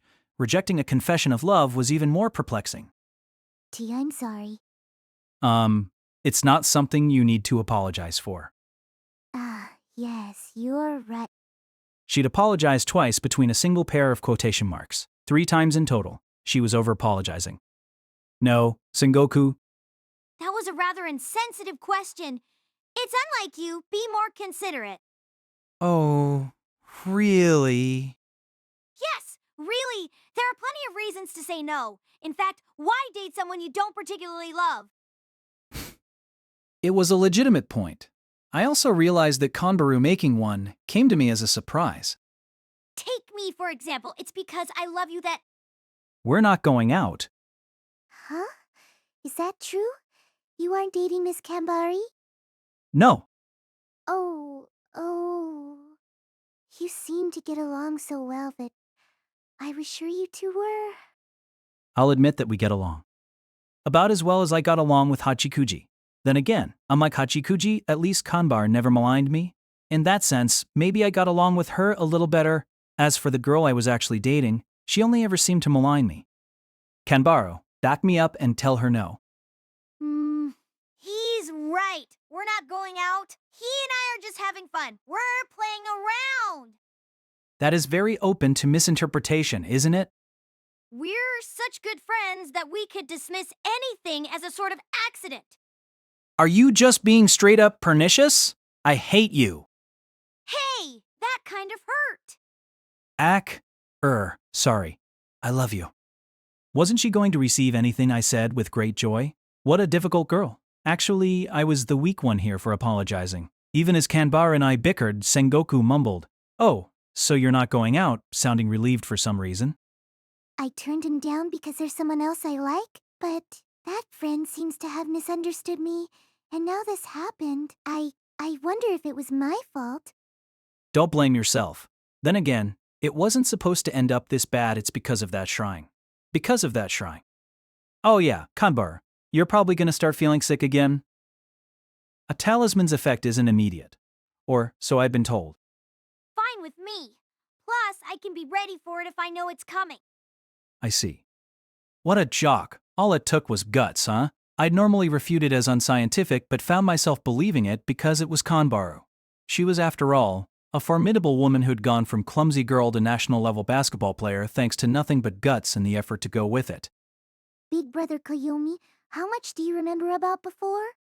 Well, not much, to be honest.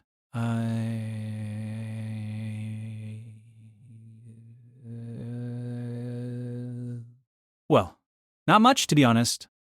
Oh, Sengoku was visibly disappointed. You, on the other hand, remembered me.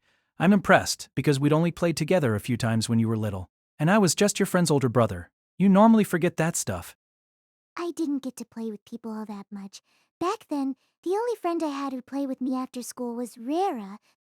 Rara must have meant my youngest sister. Right, the friend she brought over used to call her that. Her grade school nickname Rara, excerpted from our family name Araragi. Now though, she and my other little sister combined were Suganoki Second Middle School's fire sisters. How things change. Of course people change. But if we're going to talk about those days, back then I was annoyed when my little sisters brought over their friends and made me play with them. I'd felt shy about playing with girls, that's how it was at that age. Though Rara and I don't go to the same middle school, all the times I got to play with her, and you are my precious memories. I see. That made me feel better. By the way, I hadn't told Sengoku about the aberrations that Kanbara and I bore, only giving her a whiff of the fact that we had anything to do with them. I certainly could share that with her, and maybe I needed to in terms of building a relationship of trust, but after talking it over with Kanbara, I paid heed to the possibility that it might only accelerate a mental breakdown. So Sengoku probably didn't understand why anyone would feel sick from going to the shrine, and perhaps thought that Kanbara was spiritually sensitive, or something. Then again, that wasn't altogether wrong. I'm an only child. I was jealous that she had an older brother. It sounded like a case of wanting what you can't have. Like someone without a little sister wanting a little sister. At times I wished I had an older brother or sister, or a younger brother, and envied people who had them. But maybe it was different for someone like me, who had actual little sisters, and for Sengoku, who was an only child. So, she was an only child. Hey, what about you, Kanbara? You don't have any siblings, do you? Nope, I'm an only child too. I see. And so was Senjougahara, and Hachikuji, and Hanekawa. Ha, so they were all only children. And Shinobu? Did vampires have siblings? Okay, we're here. I was leading the way, so I was, of course, the first to arrive. The ruins of a shrine. A desolate, barren sight. The talisman was still stuck to the door. Are you feeling okay, Kanbara? Yes, better than I thought. Try saying something stupid. I like reading books on the road and making myself carsick. Try saying something funny. I couldn't help it! He threatened not to pay me if I didn't. Try saying something perverted. Just when I thought the girl I liked was a virgin, it turned out she was vermin. Okay. That last one was a little weird, but she seemed fine. Next to me, Sengoku was hugging herself and shaking. We'd tickled her funny bone. She really was quick to laugh. It seemed she was more amused by my interaction with Kanbara than the actual content, but in fact, that was a good audience reaction, so I couldn't complain. Okay, let's get ready now. Let's get ready already. Why did you bother to rephrase yourself? We found an appropriate spot, which is to say a location that wasn't too overgrown, then placed 4 flashlights, the 3 we held and 1 more in my bag, in each corner. They formed a square and illuminated the center. The ground was dirt. We drew lines in it next, using a nearby tree branch, and linked the flashlights into an actual square, so-called spiritual boundary. It was pretty makeshift, but would do, according to Oshino, because the simple fact that it was demarcated was what mattered most about these boundaries. We spread a plastic sheet on the ground to cover another purchase from the general store, naturally. And then Sengoku entered the square, alone, in a school swimsuit. The swimsuit wasn't from the general store. They don't sell them at general stores. Just like those volleyball shorts, Kambaru had happened to have one ready. You didn't have the money to buy a flashlight, so what are you doing carrying around volleyball shorts and school swimsuits? There are some things in this world that money can't buy. I completely agree, but volleyball shorts and school swimsuits aren't among them. I was trying to play to your tastes. Well, don't. You're not denying it's to your taste? I checked to find that Sengoku was indeed chuckling to herself in the boundary.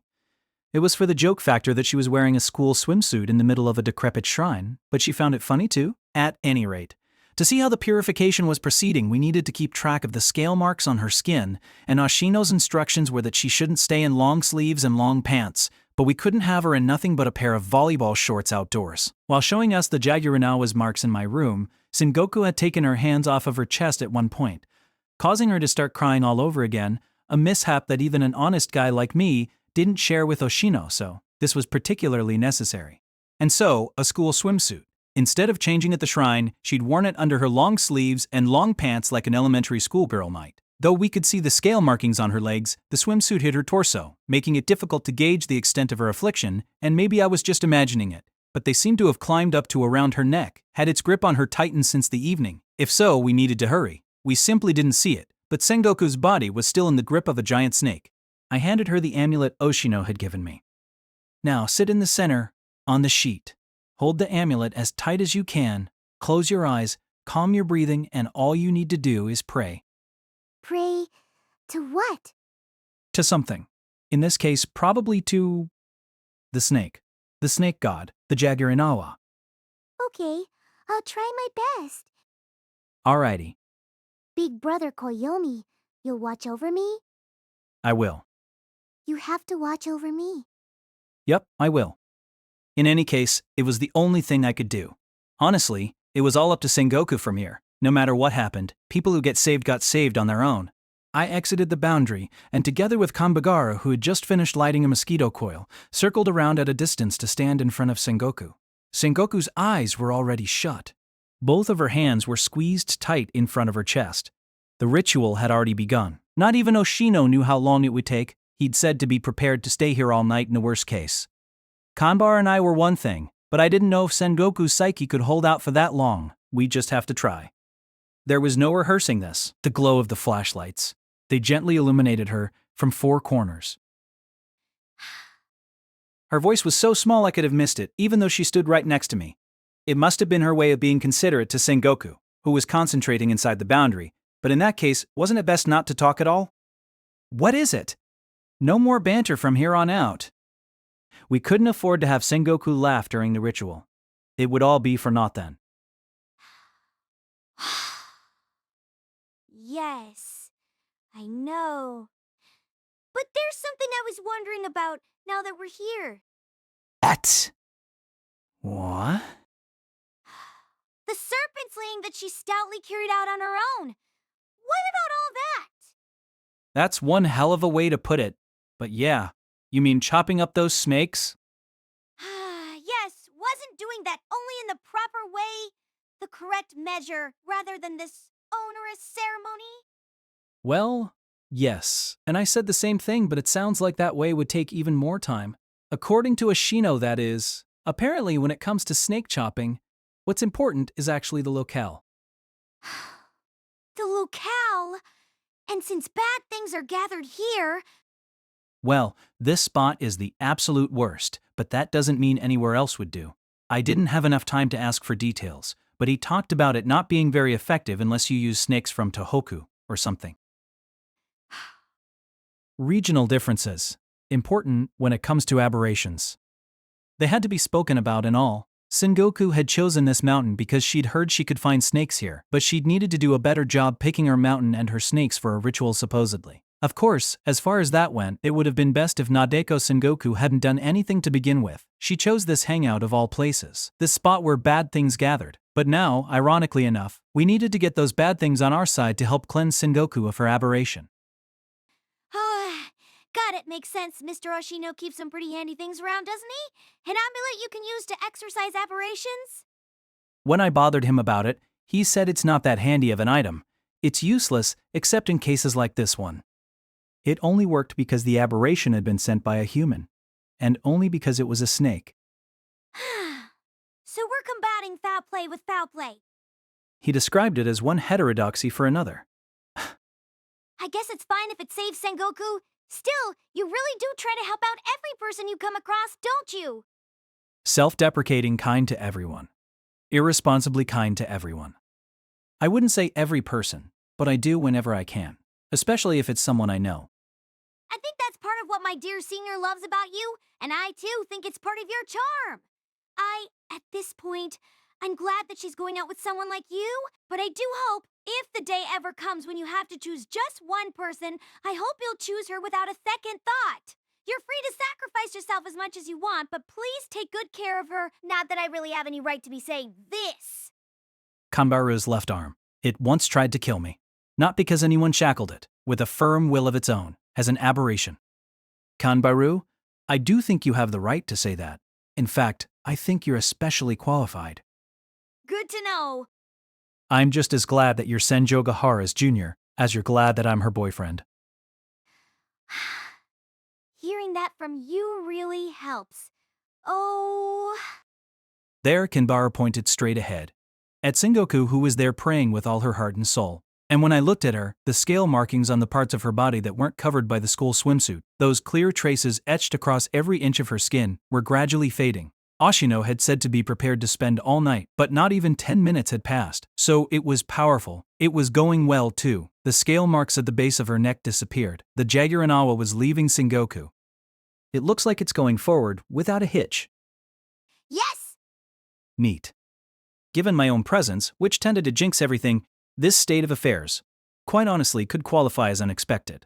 Well, thank goodness. Now Sengoku needed to stay focused for another minute. Still, it's not like everything will be over once we rid her of the snake. At the minimum, her relationship with that old friend is going to be irreparably broken. Well, you might be right. There aren't too many people who could forgive such a thing. Nope, not that Sengoku would want to mend the friendship, and the other party might not want to either. So a breakdown in their relationship. Humans were scarier than aberrations. No need to give voice to such a cliché, though. Romantic entanglements are so damn scary. But I wonder who Sengoku has a crush on. I'm a little jealous to know that someone out there is the object of that cute girl's affections. Were this a rom-com manga, the love interest would turn out to be none other than me, but I highly doubted that was the case here. I was her big brother and nothing more. Brother and sister. While I said I was jealous, I had a girlfriend. So of course, if Sengoku really did have feelings for me, it would just be a headache. But using this opportunity to revive our ties perhaps wasn't such a bad thing. It would be sweet, and she was precarious enough that someone needed to watch over her, though I had no idea what my little sisters would say. She is a girl after all, and she's 14? Hee, myself included. Not every girl her age longs for a prince in a white coat to come in and swoop her away. Well, yeah, I'm sure. Because, for one thing, it would be a prince on a white horse. Sheesh. White coat like a doctor? Ophiakis. Come on, Kanbara, didn't I tell you no idle talk? We're not done yet, so we can't risk breaking her conscience. Well, I was the one whose concentration had broken. Carelessly, I'd taken my eyes off of Sengoku. When I returned my gaze back at her, Nadeko Sengoku had collapsed face up on the plastic sheet we'd laid on the ground and was twitching freakishly, violently. Her mouth, it was open wide. Her jaw was stretched as far as it would go, like a snake swallowing an egg, like there could even be a snake's head inside. What happened? I don't know. She suddenly... The scale markings on Sengoku's body were disappearing. They were about halfway gone, but the other half remained. They hadn't disappeared, and they were even on Sengoku's neck, where they didn't seem to be only moments ago. The snake, the Jagirunawa, had her in its grip. What happened? What went wrong? Where had we gone wrong? The illustration of the Jagirunawa that Oshino had said was in the compilation of snake curses of a man constricted by a snake that entered into his body through his mouth, not a deathly but a murderous killing aberration. A serpent god. Possession by a serpent god. Did it fail? Is that it? It failed? the purification ritual went out of control, ran amok. No, this ritual isn't supposed to be a risky stunt, it isn't some powerful feat. That's why it's heterodox. It shouldn't be double-teaming her, there's no reason it would, because this is supposed to be like a good. Ask it. You need to ask it, Oshino had said. Humble yourself before it. And yet, did Sengoku let herself get distracted? Like in Senjougahara's case. Even then, the aberration suddenly reaching its final stage like this, it was going so well until we were halfway in too? Halfway? Crap, I realized belatedly. Sengoku was writhing on the plastic sheet, her legs still yet to fill out, that extended from the school swimsuit. The scale markings were half gone from them as well, half gone in only the crudest way. The scale marks had completely disappeared from her right leg but remained on every inch of her left leg, from her toes to her crotch. Not a single one had disappeared. I didn't know about her torso, but it was the same for her neck and collarbones, as clear as day once you noticed. Kanbarui, I had it all wrong. If only we could see, we'd have gotten it right away. What do you mean? The Jaguarinawa. It wasn't just one of them. There were two. Even so, there were hints we should have picked up on. The traces covered every inch of her skin aside from her arms and her neck up. Her toes, her shins, her calves, and she had 2 legs. For one snake to wind itself around every inch of both of her legs was structurally impossible. If there'd been only one snake, there couldn't have been markings on her inner thighs. From the tips of each leg's toes, a Jaguarinawa had its grip on her, one for each leg. As if they were constricting Sengoku's body. 2 snakes. Damn it! One of them had been removed with the power of Oshino's amulet. The Jaguarinawa had gone away here and there. But then the amulet's power was spent. I hadn't said enough.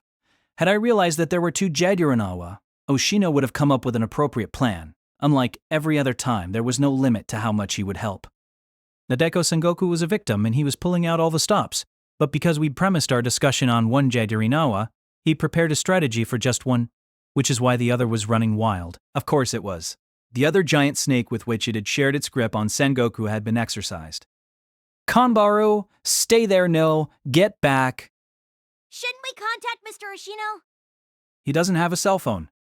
Not on principle, but because he failed at modern gizmos. So, our only choice was a hardline approach. I rushed into the makeshift boundary into the square illuminated by the flashlights. I grabbed onto Sengoku's body and sat her upright. She was hot to the touch. You could say burning. It was so bad I thought my hand might get scalded. The scale markings at the base of her neck. They were now digging so far into her skin that calling them traces would be ludicrous. They were eating into her to the point of altering her silhouette, gnawing in as if to pulverize bone and tear. I could almost hear her body groan and creak. Sengoku. Her eyes had rolled back. She lost consciousness. Swallowed whole. NK! I laid her body, which I was holding, on the plastic sheet again. Then I slowly reached my hands toward her. No, not toward her. Toward the Jaguarinawa. Even if I can't see it, I should be able to touch it. He'd said so. Ever since spring break, vampire blood ran through my veins. Blood. You could say I was an aberration myself, and an aberration should be able to touch another aberration. If I could touch it, I could peel it off. Right, the key was to imagine it. To visualize the Jaguarinawa through the traces that its scales etched into Sengoku's body, and to puzzle out the manner it exercised its grip. I couldn't afford to be wrong. Damn it. Like the younger of my 2 little sisters, and unlike the older, I was ever the indoorsy type, so this was my first time touching a snake. The first one ever was going to be an aberration. Courage, me. Even Sengoku, who used to play with that youngest sister of mine, caught more than 10 snakes on her own. What kind of big brother feared doing as much? Ah! Ha! Ick! An unpleasant sensation in both of my hands. A sensation like sticking my hands into mucus. A sensation like spiked scales stabbing into them. It was plain disgusting. What made it disgusting was that I was touching something I couldn't see. I'd never thought that doing so would be as viscerally repulsive. I'd mustered such a strong will to touch it, but now wanted to take my hands off of the aberration as soon as I possibly could. I tried to use its sliminess to my advantage by sliding my hands around it to get them in the right position. Grabbing its cylindrical body, about the size of what a musclehead's thigh must be, I then pulled with all my might. It wasn't like I had the physical prowess of a vampire as well. Plus it was slippery. Because I was pulling in the same direction as its scales, I wasn't putting my strength to much use. I changed my approach and dug my nails into the giant snake's body. So soft it felt like my fingers sank into it. Before pulling again, to peel it off. An unimaginable pain ran through my right arm. I looked at where the pain came from to see blood spurting everywhere. My arm was flattened as if a machine press had gotten hold of everything from my wrist to my elbow, and two deep holes had been bored into that flattened area. Oh, already? The snake's head had already pulled out of Sengoku's mouth. My fingers burrowing into its torso had been understood as an attack, and it had exited her body to strike back at me. I didn't notice until it bit me because I couldn't see it. Oh, one, doubling knot. The overwhelming pain made me leap and roll away. Confused, meanwhile, Sengoku's body seemed to flap and flop at random around the plastic sheet in the square, likely as a result of the Jaguarinawa undoing its grasp on her body. I could only guess since I couldn't see it, but it must have been the case, given the situation, which meant that it was coming to grip and possess me next. Before it could try, I slammed my flattened right arm on the ground. Even greater pain came over me. But a moment before my arm hit the ground, I could sense the buried fangs, the Jaguarinawa's no doubt sliding out, realizing that my plan was to pin its head between my arm and the ground. It had preempted me. As a result, all I managed to do was bang my injured arm against the earth. It almost felt like my arm had torn off. A moment later, it was my leg, my left ankle. As with my arm, it seemed this snake could crush a human body just with its bite. What monstrous jaw strength. Well, it was a literal monster's jaw strength, but even so, estimating where the Jaguarinawa's head would be based on the fang marks drilled into my ankle, I nevertheless stuck my fingers between its mouth and my foot and pried them apart. Though it was biting down on me with an absurd amount of force, I used the small gap I created to twist my leg out. It was shot down to the bones, but the nerve still seemed intact. It was fine, it still moved. It would have been nice if I could hold onto the snake's mouth, but I reflexively let go when I felt a wet slap on my hand. The snake's long forked tongue must have licked me. NK?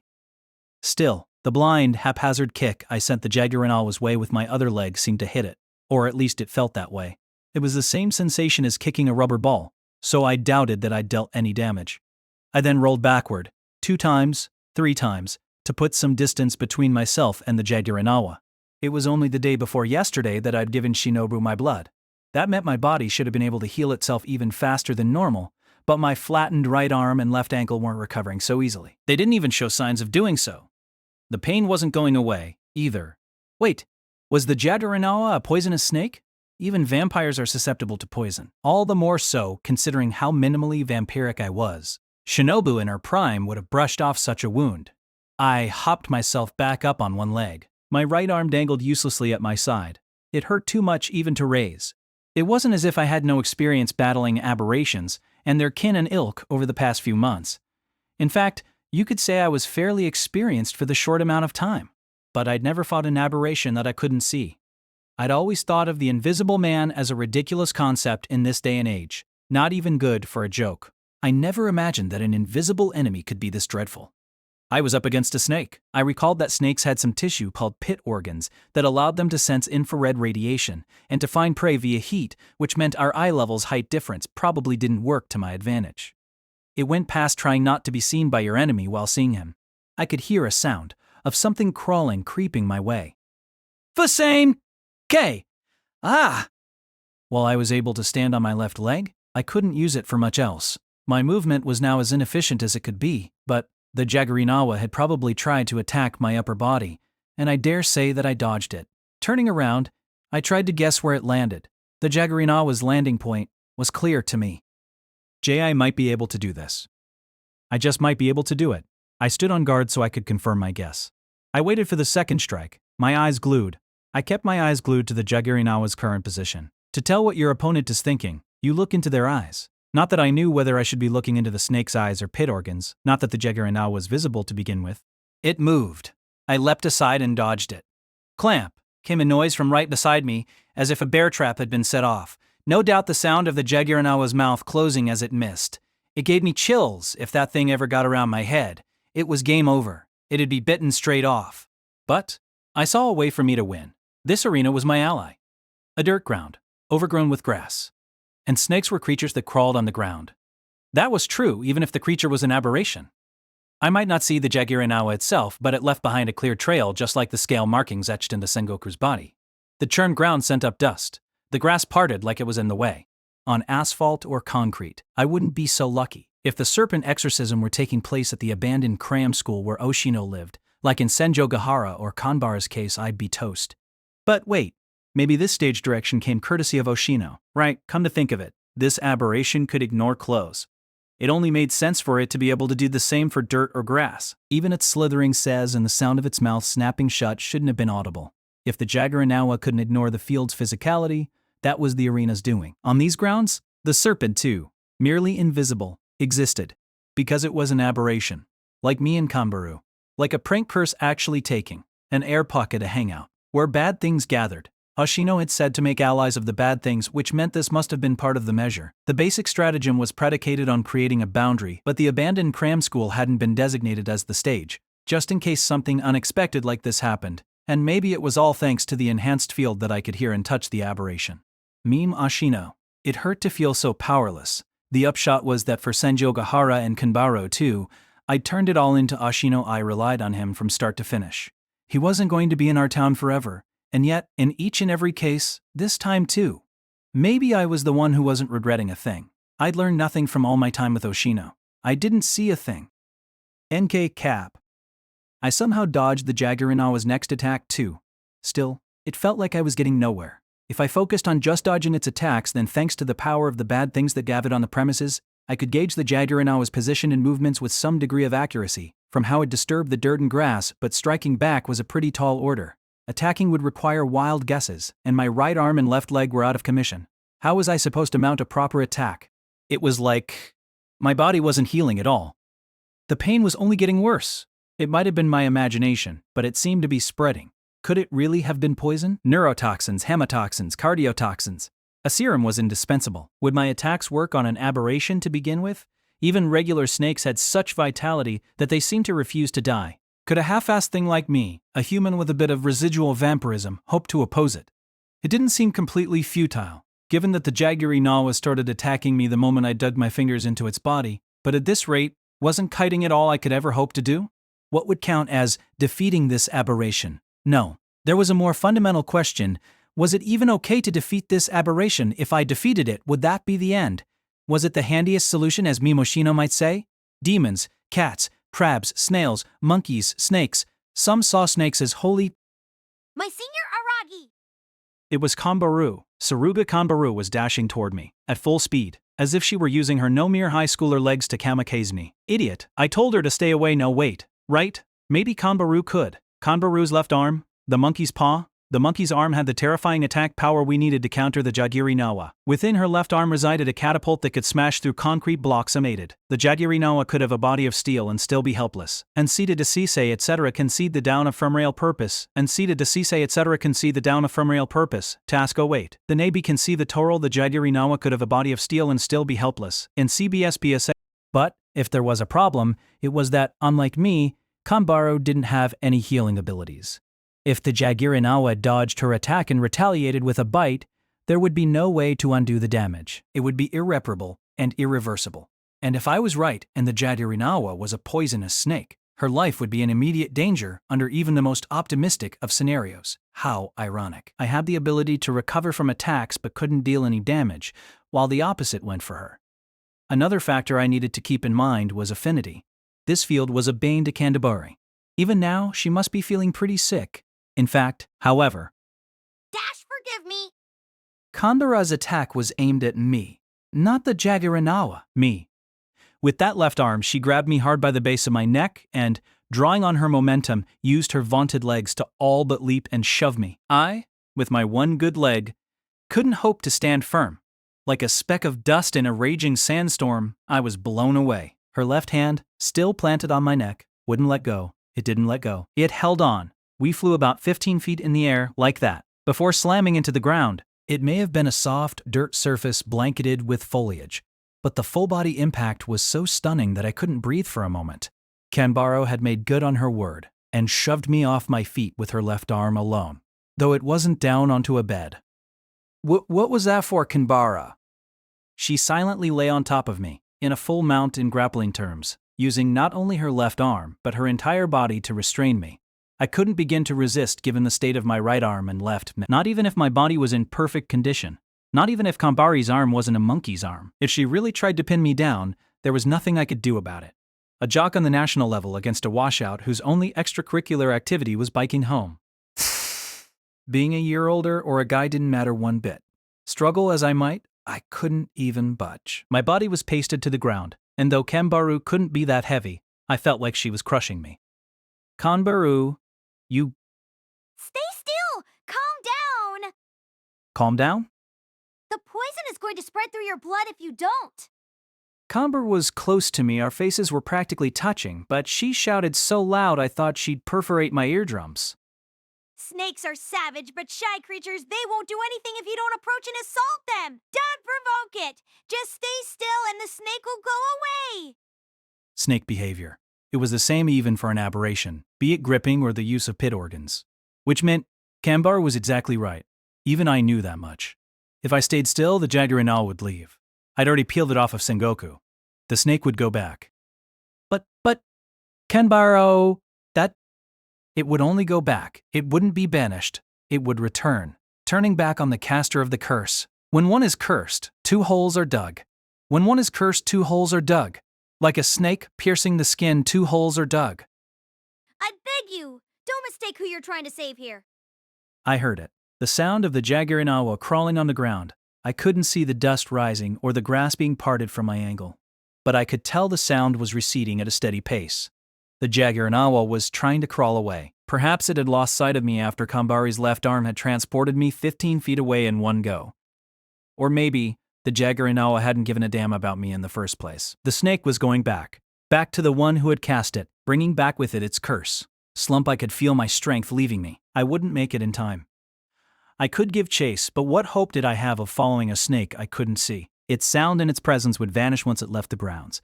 And, to begin with, there was no getting out from under Kanbaru. Even if I could, I couldn't see myself doing it. My senior Araragi. Kanbaru must have felt me slump powerlessly. There was concern in her voice. I'm sorry I forced that role onto you. Please, don't apologize. I wouldn't know how to reply. Yeah, sorry. My senior Araragi? I'm sorry, Kanbaru. I'm really sorry. Sorry was all I could say to her. It felt like I was always apologizing to Kanbaru when it mattered the most. I really felt bad. Burdening her for being such a pathetic senior, I really did feel bad. Kanbaru's decision was the right one. There was no denying it. I could have continued, but I had almost no chance of beating the Jaguarinawa. How could I? A mock aberration ever handle a real, live aberration? Frantically dodging the snake's biting attacks and collapsing from the poison rushing through my body, as a result, was the best outcome I could have hoped for. But I just hadn't been able to give up. It was like I'd been throwing a tantrum. That's why it hurt so much. The pain in my right arm, the pain in my left leg. They were nothing compared to this other pain. I was flimsy. I was feeble. I was utterly powerless. Big Brother Koyomi. The snake gone, Sengoku approached Kanbaru and me with faltering steps, having regained consciousness. The boundary was pointless now that the aberration had departed, and the scale markings eating into her flesh had vanished from every inch of her skin visible on her swimsuit-clad body. Not half gone. Fully gone.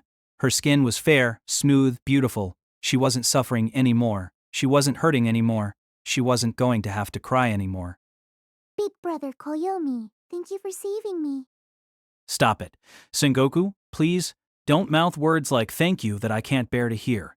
I don't have any right to be thanked by you. Because of all things, I was trying to save even the person who cursed you. The epilogue, or maybe the punchline of this story. I was roused awake the next day as usual, by my little sisters Karen and Tsukihi, and began getting ready to go to school. Tuesday, June 13th, a weekday. My right arm and my left leg seemed to have healed to the point where everyday tasks didn't pose an issue. With Kanbaru and Sendoku supporting me on both sides, pathetically enough, I had gone to the abandoned cram school afterwards to have Shinobu drink a bit of my blood so as to bolster my body's healing capabilities. However, hands off my parents, I couldn't come home with a crushed arm and foot. As ever, Shinobu didn't speak to me. Perhaps she was appalled. Perhaps she wasn't thinking anything at all. Either way, she couldn't have minded a surprise opportunity to drink even more of my blood and must have been in one of her better moods. As a matter of proper procedure, I did give a simple report of the events to Ashino, but he didn't say much either. Perhaps he was appalled, perhaps he wasn't thinking anything at all. After that, I spent the night with everyone in one of the abandoned cram school's rooms. Sengoku had lied to her parents and said she was at a friend's sleepover party, so she had to be somewhere that night. With no other suitable locations available to us, we slept right there in the ruins. We were excited at first like kids on a school trip, but all 3 of us must have been tired and fell asleep in no time. If it's winter, then spring isn't far behind. Night is always followed by day. Kambaru and I walked Sengoku home, promised to meet again, then parted ways. After putting together some plans for Senjougahara's birthday party for a bit, I split up with Kambaru too at a crosswalk. Then, once I finally got home and got to work falling back asleep in my own bed, I was roused awake by my little sisters. "Do you remember Sengoku?" She replied, saying she did. "Oh, you mean Sen? When I heard that, I remembered. Just as she'd called me Big Brother Koyomi, I'd called her Sen. Even so, I couldn't call her that now." Changing into my school uniform, I began to think about why there had been two Jaguarinawa, why two snakes had possessed Sengoku. There was that girl, her friend, with her misbegotten grudge. She resented how the boy she fancied confessed to Sengoku only to get turned down. The girl turned to occult charms, a fad at her school, and to a top-drawer curse at that. It was her way of venting steam, and she must not have thought that it would actually work. That incident alone offered up one more person, another character who might have resented Sengoku. Yes, the boy whom Sengoku had given the cold shoulder. As with Sengoku's friend, I didn't know his name, but it wouldn't be shocking if he too held a misbegotten grudge against her. You could even call it reasonable, psychologically speaking. A simple case of romantic entanglements, of being head over heels. The girls didn't have an exclusive patent on those charms that were a fad at their school. It was entirely possible for someone to attempt a curse without informing the target, like an honest fool. Placing a curse in earnest, also a possibility. When one is cursed, two holes are dug. Well, that's all just my conjecture. I don't have any firm evidence, and even if I'm right, who the Jaguarinawa went back to, the girl or the boy, and how a returned curse works is something I can't hope to figure out. Sengoku doesn't need to know either. However you look at it, that would be shoes on a snake.